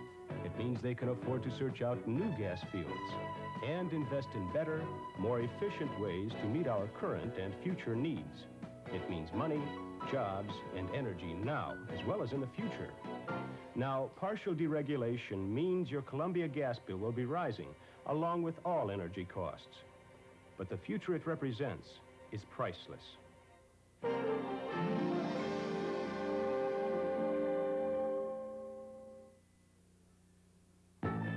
From Channel 4, WTAE TV in Pittsburgh, this is Action News. Hello, Pittsburgh. As you may have heard, Pitt played in New Year's Day's most exciting bowl game tonight. John Steigerwald is here now with the highlights of the last-minute heroics and all the rest of the game. Here's John. Okay, thank you, Paul. Pitt played for a while like they wanted to give one away. They played good defense, and they kept Herschel Walker from totally dominating the game. They moved the ball with the run and the pass. They also stopped themselves from moving the ball with a lot of penalties and turnovers. But they played well enough when they had to, and they won't have to hear about the Penn State game for at least a little while. And I'll show you why. One big play right here. Pitt, 4th down and 5. At the 33, Marino with 42 seconds left. Georgia leading 20-17. That's John Brown with a touchdown, and Pitt wins it 24-17. Everybody in the newsroom was screaming, no, no, 4th and 5, you don't want to do that. That's what he did, and it worked. And Penn State also had a good day today. This is Todd Blackledge from the 48-yard line in the second quarter against USC. Good catch by Greg Garrity, 52-yard touchdown pass. Penn State wins their game. They beat USC 26-10 in the Fiesta Bowl. And we'll show you what happened in all the bowl games a little later on. Back to you, Paul. Okay, John, thank you. Also ahead, we'll take you to see more than a score of Pittsburghers watching every score of tonight's game far from Bourbon Street. Don? Well, tonight, an end to the Richard Allen affair doesn't appear to be very far off. White House sources are saying that Allen will be dismissed as National Security Advisor, that Deputy Secretary of State William Clark will take over. Allen is currently on administrative leave, and the Justice Department has cleared him of any impropriety in his dealings with some Japanese journalists. But the president hasn't told Allen yet of any decision he reportedly has made. I haven't spoken with the president yet, and of course this is a matter for the president to decide. So we'll find out. I gather he's enjoying himself in California, and I think we'll probably find out what the president's views on matters like this are when he arrives back. Before going to California on vacation, the president taped a New Year's Day message. He said the United States will meet the challenges that it faces in the coming year. The president also talked about the troubles in Poland in that message, and Pope John Paul echoed his concern in a New Year's speech in St. Peter's Square. The Pope gave his most outspoken defense of the Solidarity movement to date. He said the movement is an effort toward justice and peace and individual rights. But tonight in Poland, the martial law curfew continues after being lifted briefly last night for Poles just to celebrate the New Year. Meanwhile, an attorney for a 12-year-old boy who is under a court order to return to his parents in the Soviet Union is saying tonight precautions must be taken to prevent Walter Polovchak from being kidnapped. Walter and his older sister ran away from home after learning their parents were preparing to leave this country for Russia. He's now living with foster parents. City police tonight continue their search for a man wanted in connection with the shooting death of a North Side man. A warrant has been issued for Tyrone Good of the city's Manchester section. Good allegedly shot and killed 30-year-old George Ross during an argument last night at Singer's Bar on the North Side. Curtis Sliwa, the leader of the Guardian Angels, says the shooting death of one of his men is being covered up by police in Newark, New Jersey. 26-year-old Frank Melvin, a Guardian Angels patrol leader, was shot to death Wednesday night by a police officer at a Newark housing project. The policeman charged with the shooting was a friend of the victim, and Angel leader Saliwa says he is being used as a scapegoat. One of the Guardian Angels who witnessed the shooting said it was another policeman who actually pulled the trigger. Sliwa wants the state attorney general's office to investigate. There's a bit of controversy in the Delaware Valley Semi-Pro Football Conference. One of the members of that conference is the team of convicts at Graterford Prison. The other teams say they're afraid of being held hostage if they play inside those prison walls. There was a hostage crisis there last October. And so the league says they want a high fence outside the prison walls for all of their future games. A spokesman for Graterford says he was not aware of any problems with the football team. Well, coming up next, John Steigerwald has a complete look at tonight's Sugar Bowl game and a review of college football's big day. And we'll have Target 4's preview of what you can look for in the economy in the coming year. Watch for all of this and more when Action News, the late report, comes right back.